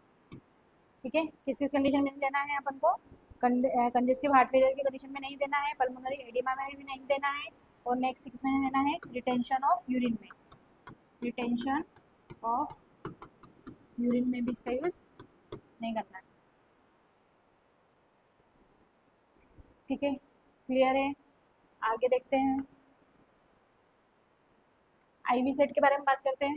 ठीक है, फ्लूइड देख लिया अपन ने, कौन कौन सा टाइप के फ्लूइड देखे, 3 टाइप के मोस्ट कॉमनली फ्लूइड के बारे में अपन ने बात करी है। एक होता है आइसोटोनिक फ्लूइड जिसका कंसंट्रेशन ब्लड के कॉन्सेंट्रेशन से सेम था। एक देखा अपन ने हाइपरटोनिक फ्लूइड जिसका कॉन्सेंट्रेशन ब्लड के कॉन्सेंट्रेशन से भी ज़्यादा था। एक देखा अपन ने हाइपोटोनिक फ्लूइड जिसका कॉन्सेंट्रेशन आपके ब्लड के कॉन्सेंट्रेशन से भी बहुत ज़्यादा कम था। ठीक है, अब अपन बात कर रहे हैं किसके बारे में, आईवी सेट के बारे में। ठीक है, तो आईवी सेट क्या होता है, तो एक प्लास्टिक की ट्यूबिंग होती है जिसके थ्रू क्या करते हो आप, पेशेंट को आईवी फ्लूइड लगाते हो, है ना। आईवी फ्लूइड जिसके थ्रू लगाया जाता है उसको अपन क्या बोलते हैं, आईवी सेट के नाम से जानते हैं, जो क्या होता है, एक प्लास्टिक की ट्यूबिंग होती है। ठीक है, तो आईवी सेट भी जो रहते हैं वो 2 टाइप के होते हैं, एक होता है माइक्रो ड्रिप सेट और एक होता है मैक्रो ड्रिप सेट। ठीक है, कौन कौन से होते हैं, एक होता है माइक्रो ड्रिप सेट और एक होता है मैक्रो ड्रिप सेट। ठीक है, माइक्रो से क्या पता चल रहा है अपन को कि इसमें जो ड्रॉप रहती है वो कैसी रहती है, छोटी रहती है, मतलब माइक्रो ड्रॉप रहती है। कैसी रहती है ड्रॉप, माइक्रो रहती है। कैसी ड्रिप रहती है, माइक्रो ड्रॉप, है ना। इससे जो फ्लूइड चलाते हैं तो ये सेट कैसा रहता है, माइक्रो ड्रिप वाला रहता है, और मैक्रो ड्रिप सेट में ऐसा होता है मैक्रो ड्रॉप वाला होता है। ठीक है, तो माइक्रो ड्रिप जो सेट रहता है वो इसके लिए यूज़ करेंगे अपन, ऐसे पेशेंट के लिए यूज़ करेंगे जिसको अपन को जो कम अमाउंट में ड्रॉप चढ़ानी है ना, या फिर कम ड्रॉप लगानी है, तो उसको अपन क्या करेंगे, माइक्रो ड्रिप सेट का यूज़ करेंगे। तो किस में यूज़ करते हैं अपन, चिल्ड्रंस में कर सकते हैं, किस में करेंगे, use in children, use in children. बच्चे की वेन क्या है, नैरो है, मतलब पतली है, उसमें क्या करना पड़ेगा, कम अमाउंट में कम ड्रॉप देनी है आपको, तो कम ड्रॉप देने के लिए जिस सेट का यूज़ करोगे उसको आप क्या बोलते हो, माइक्रो ड्रिप के नाम से जानते हो। ठीक है, use in children for replacement therapy, replacement therapy. Ivy therapy को किस नाम से जानते हैं, रिप्लेसमेंट थेरेपी के नाम से भी जानते हैं, मतलब पेशेंट को फ्लूइड लगाना। ठीक है, तो क्लियर है, माइक्रो ड्रॉप किस में यूज़ करेंगे, चिल्ड्रन में यूज़ करेंगे। ठीक है, इसमें जो ड्रॉप रहती है वो कितनी होगी, तो पर मिनट कितनी ड्रॉप जाएगी, 15 ड्रॉप पर ml, है ना। 1 ml में कितनी ड्रॉप जाएगी, 15 ड्रॉप जाएगी। ठीक है, उसके बाद में अगर अपन बात करें मैक्रो ड्रिप सेट की, तो ये किसके लिए यूज होता है, ये most commonly used in clinical settings. Clinical settings में जो मोस्ट कॉमनली यूज होता है कौन सा होता है, मैक्रो ड्रिप सेट यूज होता है। ठीक है, किसके लिए यूज करते हैं इसको, एडल्ट पेशेंट के लिए, यूज फॉर एडल्ट पेशेंट। ठीक है, एडल्ट पेशेंट को ड्रिप लगानी है तो कौन सा सेट ले लो, मैक्रो ड्रिप सेट ले लो, क्योंकि जो मैक्रो ड्रिप सेट रहता है इसमें जो ड्रॉप रहती है वो क्या होती है, लार्ज अमाउंट में जा सकती है पर ml। ठीक है, तो कितनी ड्रॉप जाती है, 16 ड्रॉप पर ml। 1 ml में कितनी ड्रॉप जाएगी, 16 ड्रॉप जाएगी। तो अगर अपन को क्या लगाना है, लार्ज अमाउंट में फूड लगाना है या फिर किसी एडल्ट पेशेंट को फूड लगाना है, तो इसके लिए क्या करेंगे अपन, कौन सा सेट लेंगे, मैक्रो ड्रेप का क्या ले लेंगे अपन, सेट यूज करेंगे। ठीक है, तो क्लियर है, आईवी सेट 2 आपके देखे अपन ने, एक देखा अपन ने माइक्रो ड्रिप वाला सेट जिससे जो फ्लूइड रहता है वो कितना जाता है, तो 15 ड्रॉप जाती है पर ml, है ना। उसके बाद अपन ने बात करी किसकी, मैक्रो ड्रिप सेट की, तो ये किस लिए यूज़ करते हैं, एडल्ट पेशेंट के लिए यूज़ करते हैं। इसमें ड्रॉप कितनी जाएगी, तो 16 ड्रॉप पर ml। इसमें क्या होता है, फ्लूइड का इन्फ्यूजन होता है। ठीक है, क्लियर है आईवी सेट के बारे में। आगे नेक्स्ट बात करते हैं अपन site selection for IV cannula, है ना। अब आईवी कैनुला तो अपन ने देख लिया कि आईवी कैनुला क्या होते हैं, कैनुला के कौन कौन से टाइप्स होते हैं, है ना, और आईवी सेट क्या होता है। इसके बाद में अपन देखेंगे कि साइट सिलेक्शन मतलब कि जो आईवी कैनुला की प्रोसीजर है, आपको किस साइड पे लगानी है, कौन से पार्ट पे आप कैनुला लगाओगे, है ना। तो अलग अलग पार्ट पे क्या कर सकते हैं अपन, कैनुला को अप्लाई कर सकते हैं। तो उसी को अपन क्या बोलते हैं, साइट सिलेक्शन फॉर आईवी कैनुलाइजेशन। ठीक है, तो फर्स्ट अपन देखेंगे, फर्स्ट लिखो अप टू 7 days कैनुलाइजेशन। कैनुलाइजेशन अगर कितने दिन के लिए करना है, अगर 7 days के लिए करना है तो कहाँ कहाँ पर हम कैनुला लगा सकते हैं ना। तो अगर अपन एडल्ट की बात करें, एडल्ट में अगर अपन को लगाना है कैनुला तो कहाँ पर लगाओगे, मोस्ट कॉमनली प्रेफर साइट क्या होगी आपकी, 4 आर्म। कहाँ पर लगा देंगे अपन, 4 आर्म पे लगा देंगे। ठीक है, उसके बाद में अगर अपन बात करें कि और कहाँ कहाँ लगा सकते हैं अपन, तो ब्रेकियल वेन ले लो। सेकंड क्या बोल सकते हैं अपन, ब्रेकियल वेन, है ना। मोस्ट कॉमनली कौन सी यूज होती है, जो 4 आर्मों वाली साइट होती है वो मोस्ट कॉमनली यूज होती है। उसके अलावा सेकंड साइड क्या ले सकते हैं अपन, अगर 4 आर्म में वेन नहीं दिख रही है तो क्या ले लेंगे अपन, ब्रेकियल वेन ले लेंगे। उसके बाद में अपन ले सकते हैं यहाँ पर एंटीकुबाइडल फोसा, एंटीकुबाइडल फोसा। ठीक है, कहाँ कहाँ पर ले सकते हैं अपन, अगर 7 डे के लिए कैनुलाइजेशन करना है एडल्ट में तो 4 आर्म पे लगा दो, मतलब उसके हैंड्स पे लगा दो। उसके बाद में कहाँ पर लगा सकते हैं अपन, ब्रेकियल वेन। ब्रेकियल वेन कहाँ से निकलती है, जो आपका शोल्डर वेन आती है वहाँ से क्या निकलती है, ब्रेकियल वेन निकलती है। तो ब्रेकियल वेन में भी क्या कर सकते हो आप, कैनुला कनेक्ट कर सकते हो। तो उसके बाद में क्या होता है आपका एंटीकुबाइडल फोसा, है ना। एंटीकुबाइडल फोसा जो रहता है यहाँ पर भी अपन क्या कर सकते हैं, कैनुलाइजेशन कर सकते हैं। ठीक है, तो इसमें से मोस्ट कॉमनली अगर बात करें तो कहाँ कौन सा यूज होता है एडल्ट में, ओनली 4 आर्म का ही मोस्ट कॉमनली यूज किया जाता है। ठीक है, और अगर अपन बात करते हैं नियोनेट के बारे में, नियोनेट को क्या करना है आपको, कैनुलाइजेशन करना है कितने दिन के लिए, 7 डेज के लिए। नियोनेट मतलब क्या, जो बच्चा क्या है 28 दिन का है या 28 डे का बेबी है, उसको अपन क्या बोलते हैं, नियोनेट। तो अगर नियोनेट में अगर अपन को लगानी है तो बेस्ट साइड क्या होगी, एंटेरियर स्काल्प वेन। ठीक है, कहाँ पर लगा देंगे अपन, न्यूबॉर्न बेबी के कहाँ पर लगा देंगे, जो इंटीरियर स्काल्प वेन होती है, जो उसके स्काल्प पर वेन होती है इंटीरियर साइड पर, वहाँ पर क्या कर सकते हैं अपन, कैनुलाइजेशन कर सकते हैं। ये क्या होती है, मोस्ट कॉमनली यूज होती है न्यूबॉर्न में। किसमें यूज होती है ये, मोस्ट कॉमनली न्यूबॉर्न में यूज होने वाली साइट है। ठीक है, क्लियर है। इसके बाद देखते हैं कि अगर अपन को कैनुलाइजेशन कब करना है, फॉर 7 days to 28 days। कैनुलाइजेशन कितने दिन के लिए करना है, 7 दिन से लेकर 28 दिन तक के लिए आपको क्या करना है, पेशेंट को कैनुला लगाना है। तो इस कंडीशन में आप क्या करोगे, पेशेंट में सेंट्रल लाइन डालोगे। कौन सा कैनुलाइजेशन करेंगे अपन, सेंट्रल लाइन। कैनुला कहाँ पर लगाएंगे अपन, सेंट्रल लाइन डालेंगे। अब जो सेंट्रल लाइन होती है वो कहाँ कहाँ पर डाली जाती है, तो मोस्ट कॉमनली जो सेंट्रल लाइन देती है वो 3 पार्ट में डाली जाती है। कौन कौन सा होता है, फर्स्ट को मोस्ट कॉमनली क्या होता है आपका, सेंट्रल लाइन कहाँ कहाँ जाके जाती है, फर्स्ट देखेंगे अपन कहाँ पर होता है, इंटीरियर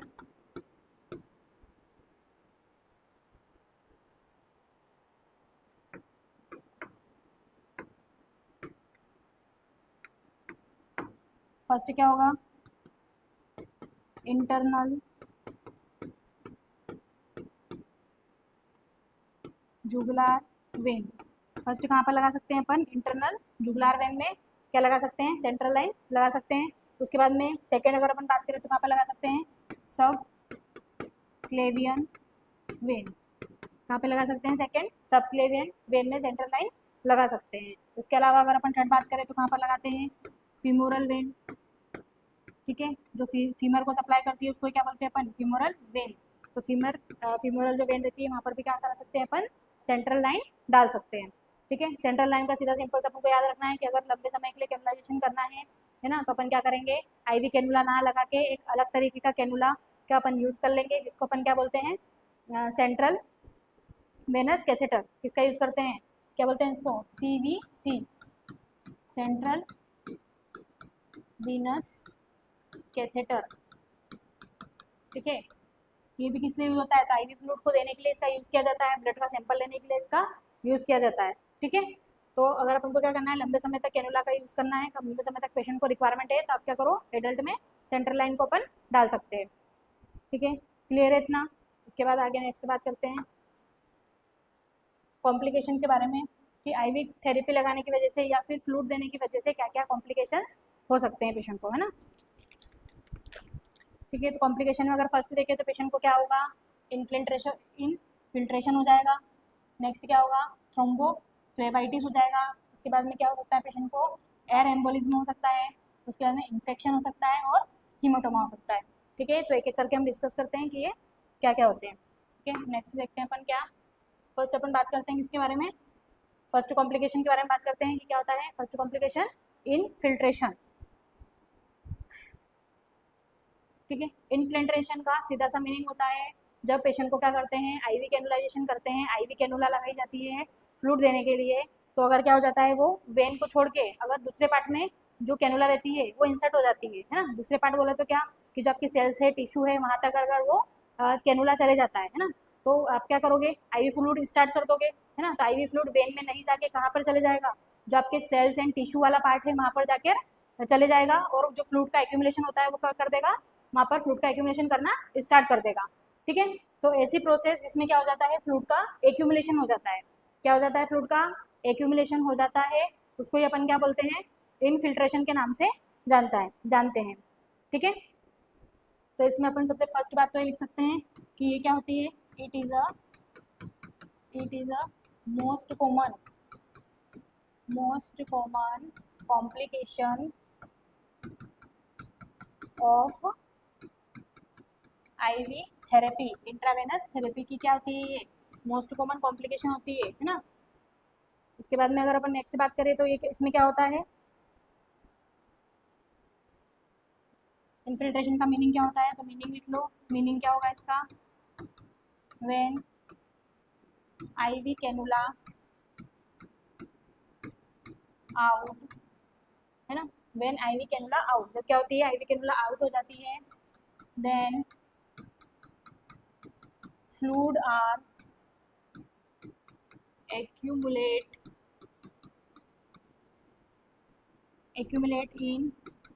in interstitial पार्ट मतलब क्या, जहाँ पर आपका इंट्रासेलुलर फ्लूइड प्रेजेंट होता है, मतलब आपके सेल एंड टिश्यू, उसको अपन क्या बोलते हैं, इंट्रास्टिशियल पार्ट, है ना। तो आपका जो फ्लूइड रहता है ना, आईवी कैनुला आउट हो गई, आउट मतलब क्या, कि लगाना था उसको वेन में से निकल के वो कहाँ चले गई है, अदर पार्ट में चले गई है ना। तो इंट्रास्टिशियल स्पेस में अगर चले गई है और वहाँ पे आपने क्या कर दिया है, आईवी फ्लूइड दे दिया है, तो वहाँ पर क्या हो जाएगा, फ्लूइड का एक्यूमुलेशन हो जाएगा, है ना। फ्लूइड क्या हो जाएगा, वहाँ वेन से बाहर निकल के कहाँ हो जाएगा, यहाँ पर जो आपकी सेल्स वगैरह थी वहाँ पे जाके फ्लूइड का एक्यूमुलेशन हो जाएगा। तो इससे अपन को क्या देखने को मिलेगा, उस एरिया में स्वेलिंग देखने के लिए मिलेगी, क्या देखने के लिए मिलेगी, स्वेलिंग देखने के लिए मिलेगी। ठीक है, तो इसको अपन किस नाम से जानते हैं, इनफिल्ट्रेशन के नाम से जानते हैं। ठीक है, तो इनफिल्ट्रेशन क्यों होता है, तो कॉज की अगर बात करें तो कॉज सीधा सा इसका क्या कॉज होता है, आउट कैनुला, कैनुला क्या हो गई है, आउट हो गई है, मतलब अपनी जगह से क्या हो गई है, वो दूसरी जगह दूसरे प्लेस पे चले गई है, तो इसकी वजह से आपको क्या देखने को मिलता है, इनफिल्ट्रेशन देखने को मिलता है। ठीक है, साइन एंड सिम्टम की बात करते हैं अपन, साइन एंड सिम्टम क्या क्या दिखेंगे आपको, साइन एंड सिम्टम, अब आप कैसे बोलोगे कि पेशेंट को क्या हो गया है, इन्फिल्ट्रेशन हो गया है या फिर उसकी कैनुला आउट हो गई है, तो उसके लिए आपको कुछ सिम्टम दिखाई देंगे। क्या क्या सिम्टम दिखेंगे आपको, तो फर्स्ट सिम्टम तो क्या होगा, coldness around the side of cannula, जहाँ पर आपने क्या करा है, कैनुला लगाया है, उस साइड पे क्या हो जाएगा, कोल्डनेस देखने को मिलेगी, मतलब कि ठंडा हो जाएगा वो प्लेस। ठीक है, क्यों हो जाएगा, क्योंकि वहाँ पर क्या हो गया है, फ्लूइड का एक्यूमुलेशन हो गया है। ठीक है, अब फ्लूइड जम गया है तो सीधी सी बात है कि सिम्टम क्या दिखेगा आपको, एडिमा दिखेगा, क्या दिखेगा, एडिमा, है ना, एडिमा ऑन कैनुलाइजेशन साइट, कैनुलाइजेशन जो साइट है वहाँ पर क्या दिखेगा, आपको एडिमा देखने को मिलेगा। ठीक है, उसके बाद में क्या होगा, फ्लूइड जब एक्यूमुलेशन ज़्यादा हो जाएगा तो उस कंडीशन में क्या हो जाएगा, पेशेंट को पेन होना स्टार्ट हो जाएगा। तो थर्ड अपन क्या लिख सकते हैं यहाँ पर, साइन क्या दिखेगा आपको, पेन, है ना। पेन कहाँ पर होगा, पूरी बॉडी में पेन होगा क्या, नहीं, पेन कहाँ पर होगा, जहाँ पर आपने कैनुला लगाई है। ठीक है, तो कहाँ कहाँ पर आपको क्या क्या सिम्टम देखने को मिलेंगे, क्लियर है। फर्स्ट क्या दिखेगा, कोल्डनेस दिखेगा, मतलब कि जो एक्सट्रीमिटी है जहाँ पर आपने लगाया है वहाँ पर कोल्डनेस देखने को मिलेगा, ठंडा हो जाएगा। उसके बाद में फ्लूइड जमने के कारण वहाँ पर एडिमा हो जाएगी, और नेक्स्ट क्या हो जाएगा, पेशेंट को फ्लूइड जमने के कारण क्या हो जाएगा, वहाँ पे इरिटेशन एंड पेन दिखाई देगा। तो ठीक है, तो ये सारे सिम्टम पेशेंट आपको बताएगा कि जो आप पर अपने कैनुला लगाई थी वहाँ पर तो मुझे स्वेलिंग लग रही है, यहाँ पर मुझे क्या लग रहा है, ठंडा लग रहा है, या फिर मुझे वहाँ पर बहुत ज़्यादा पेन हो रहा है।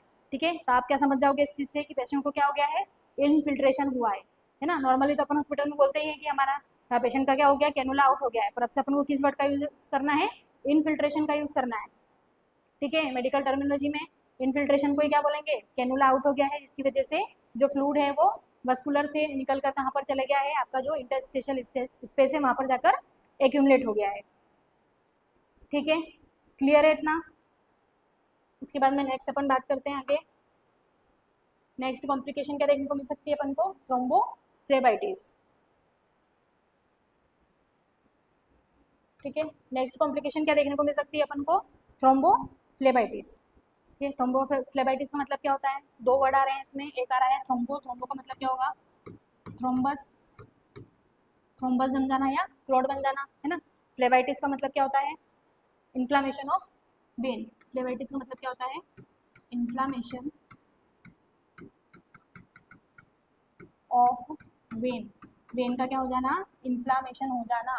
तो ऐसी कंडीशन जिसमें वेन्स क्या हो गई है, जिस वेन में आपने कैल्कुलेशन करा था, वेन में क्या हो गई है, स्वेलिंग आ गई है, इन्फ्लामेशन हो गई है, साथ में वहाँ क्या जम गया है, थ्रोम्बस। थ्रोम्बस मतलब क्या, क्लोट जम गया है ना, तो उसको अपन क्या बोलते हैं, थ्रोम्बोफ्लेबाइटिस के नाम से जानते हैं।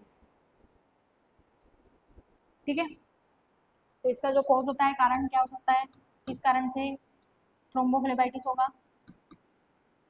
तो अपन बोल सकते हैं क्या, trauma during insertion of cannula. जब आपने क्या करा था, पेशेंट को कैनुला लगाया था, कैनुला लगाते टाइम क्या करा आपने, ठीक से वेन्स नहीं देखी है या फिर ठीक से इसको असिस्ट नहीं करा, और क्या करा आपने, कहीं पर भी कैनुला को इंसर्ट कर दिया। कैनुला को कहीं पर भी इंसर्ट करने के कारण क्या करा आपने, वहाँ पर रप्चर कर दिया। रप्चर करा तो क्या हुआ, ब्लीडिंग हुई, है ना। तो ब्लीडिंग होने के कारण क्या हुआ, वहाँ पर क्या हुआ, ब्लड निकला, क्लोट जम गया, है ना। या फिर आपने क्या नहीं करा, जो भी मेडिसिन देते हैं उसके बाद में ठीक से उसको, जो आईवी कैनुला रहता है उसको फ्लश आउट नहीं करा, तो उस कंडीशन में क्या हो जाएगा, वहाँ पर क्लोट जम जाएगा। क्लोट जमता जाएगा और बाद में क्या बना देगा, वो एक थ्रोम्बस या क्लोट का फॉर्मेशन कर देगा।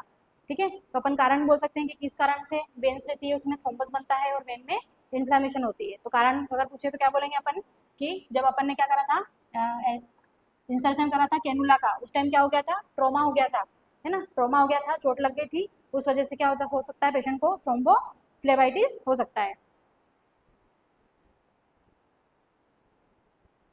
ठीक है, अब इसमें अपन साइन एंड सिम्टम की बात करते हैं। जब भी थ्रोम्बोफ्लेबाइटिस होता है तो साइन एंड सिम्टम क्या क्या दिखेंगे, sign and symptoms. Sign and symptom देखते हैं क्या क्या दिखेंगे अपन को। फर्स्ट तो क्या दिखेगा,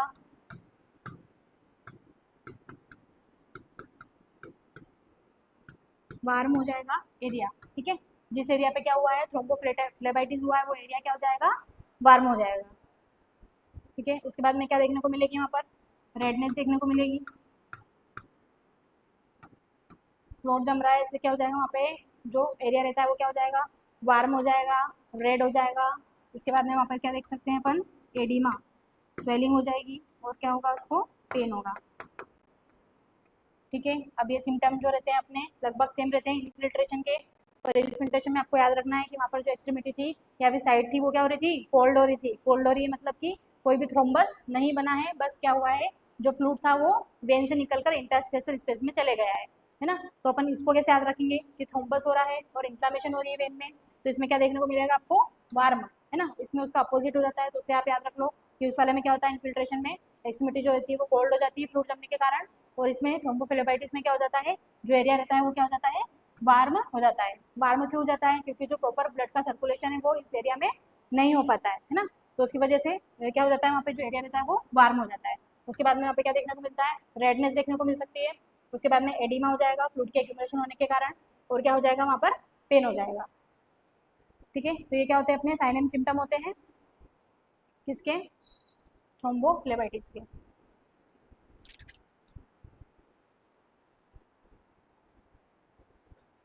नेक्स्ट आगे बात करते हैं अपन इसमें। नेक्स्ट आगे अपन देखते हैं कि और क्या क्या कॉम्प्लिकेशन हो सकते हैं आईवी थेरेपी के। तो पेशेंट को क्या हो सकता है, इन्फेक्शन हो सकता है।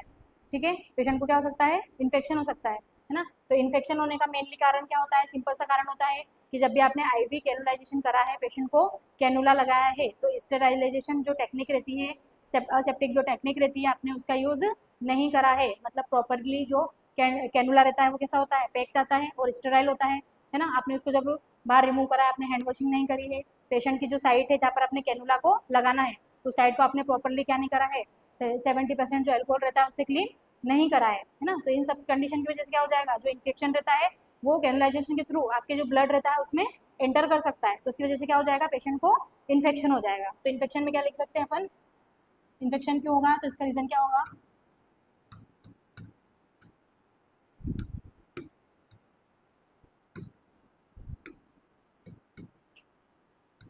Cause of infection. इन्फेक्शन का कॉज क्या होगा, नॉट यूज प्रॉपरली aseptic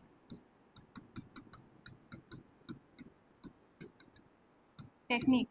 ठीक है, तो एक रीज़न होता है क्या, इस असेप्टिक टेक्निक का यूज़ अपन ने प्रॉपरली नहीं करा है, इस वजह से क्या हो गया, पेशेंट को इन्फेक्शन हो सकता है। वो डायरेक्ट जो क्या रहता है, माइक्रो ऑर्गेनिज्म रहते हैं, वो क्या हो जाएंगे, माइक्रो ऑर्गेनिज्म डायरेक्टली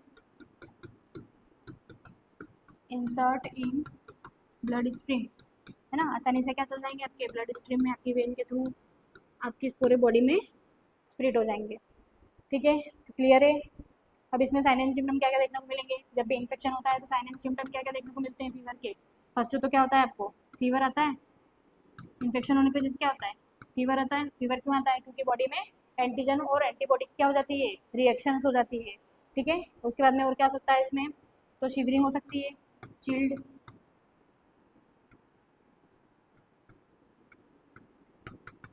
चिल्ड क्या हो सकती है, शिवरिंग, मतलब कि पेशेंट को बहुत ज़्यादा क्या लग सकता है, कोल्डनेस लग सकता है या फिर ठंड लग सकती है, तो कोल्डनेस भी बोल सकते हैं उसको, ठंड लगेगी, है ना। उसके बाद में और क्या हो सकता है, इन्फेक्शन के कारण पेशेंट को नोजिया एंड वॉमिटिंग,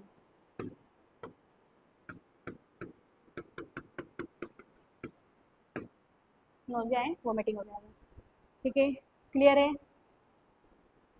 आगे बात करते हैं नेक्स्ट अपन इसके और क्या क्या कॉम्प्लिकेशन हो सकते हैं। तो एक और कॉम्प्लिकेशन अपना क्या हो सकता है, हिमेटोमा हो सकता है पेशेंट को, क्या हो सकता है, हिमेटोमा। अब हिमेटोमा मतलब क्या होता है, हीमोटोमा मतलब क्या होता है, हीमे वर्ड आ रहा है, मतलब क्या, कलेक्शन हो जाता है किसका, ब्लड का। ब्लड का कलेक्शन कहाँ पर हो जाता है, अंडर स्किन, स्किन के नीचे क्या हो जाता है, ब्लड जम जाता है, तो उसको अपन क्या बोलते हैं, हीमोटोमा। ठीक है, तो हीमोटोमा मतलब क्या होता है, collection of blood into skin, skin के नीचे क्या हो जाता है, ब्लड का कलेक्शन हो जाता है, इसको अपन क्या बोलते हैं, हीमोटोमा के नाम से जानते हैं। ठीक है, किसकी वजह से होता है ये, तो कॉज में क्या बोल सकते हो, किसकी वजह से हीमोटोमा हो सकता है, ड्यूरिंग कैनुलाइजेशन, लैक ऑफ स्किल, है ना। जो भी हेल्थ केयर प्रोफेशन है वो कैसा है, लैक ऑफ स्किल वाला है, मतलब वो स्किल्ड नहीं है, उसको प्रॉपरली पता नहीं है कि कौन कौन सी कैनुलाइजेशन की साइट होती है, कैसे कैनुला को इंसर्ट किया जाता है, कैसे स्टेलेट को रिमूव किया जाता है ना। तो इन सब कंडीशन की वजह से क्या हो सकता है, वो ठीक से क्या नहीं करेगा, प्रोसीजर कैनुला की जो रहती है उसको फॉलो नहीं करेगा, तो उस कंडीशन में क्या हो जाएगा, वहाँ पर चोट लग सकती है या इंजरी हो सकती है, और जो ब्लड है वो क्या हो सकता है, स्किन के नीचे ही फ्लूइड जो रहता है ब्लड का वो क्या हो जाएगा, एक्यूमुलेट हो जाएगा, जिसको अपन क्या बोलते हैं, हीमेटोमा के नाम से जानते हैं। ठीक है, अब इसके साइन एंड सिम्टम की बात करते हैं। साइन एंड सिम्टम क्या क्या दिखेंगे अपन को हीमोटोमा के,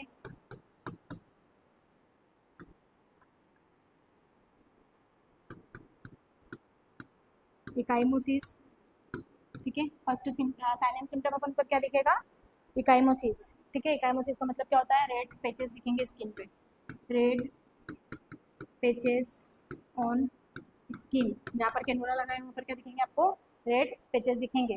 ठीक है, उसके बाद और क्या सिम्टम हो सकता है, leak blood from IV site, जहाँ पे आपने कैनुला लगाया वहाँ पे क्या हो जाएगा, ब्लड निकलेगा या लीकेज होगा।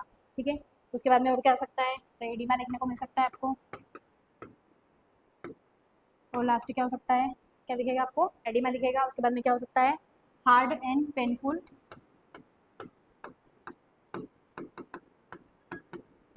लम्प, है ना, ठीक है।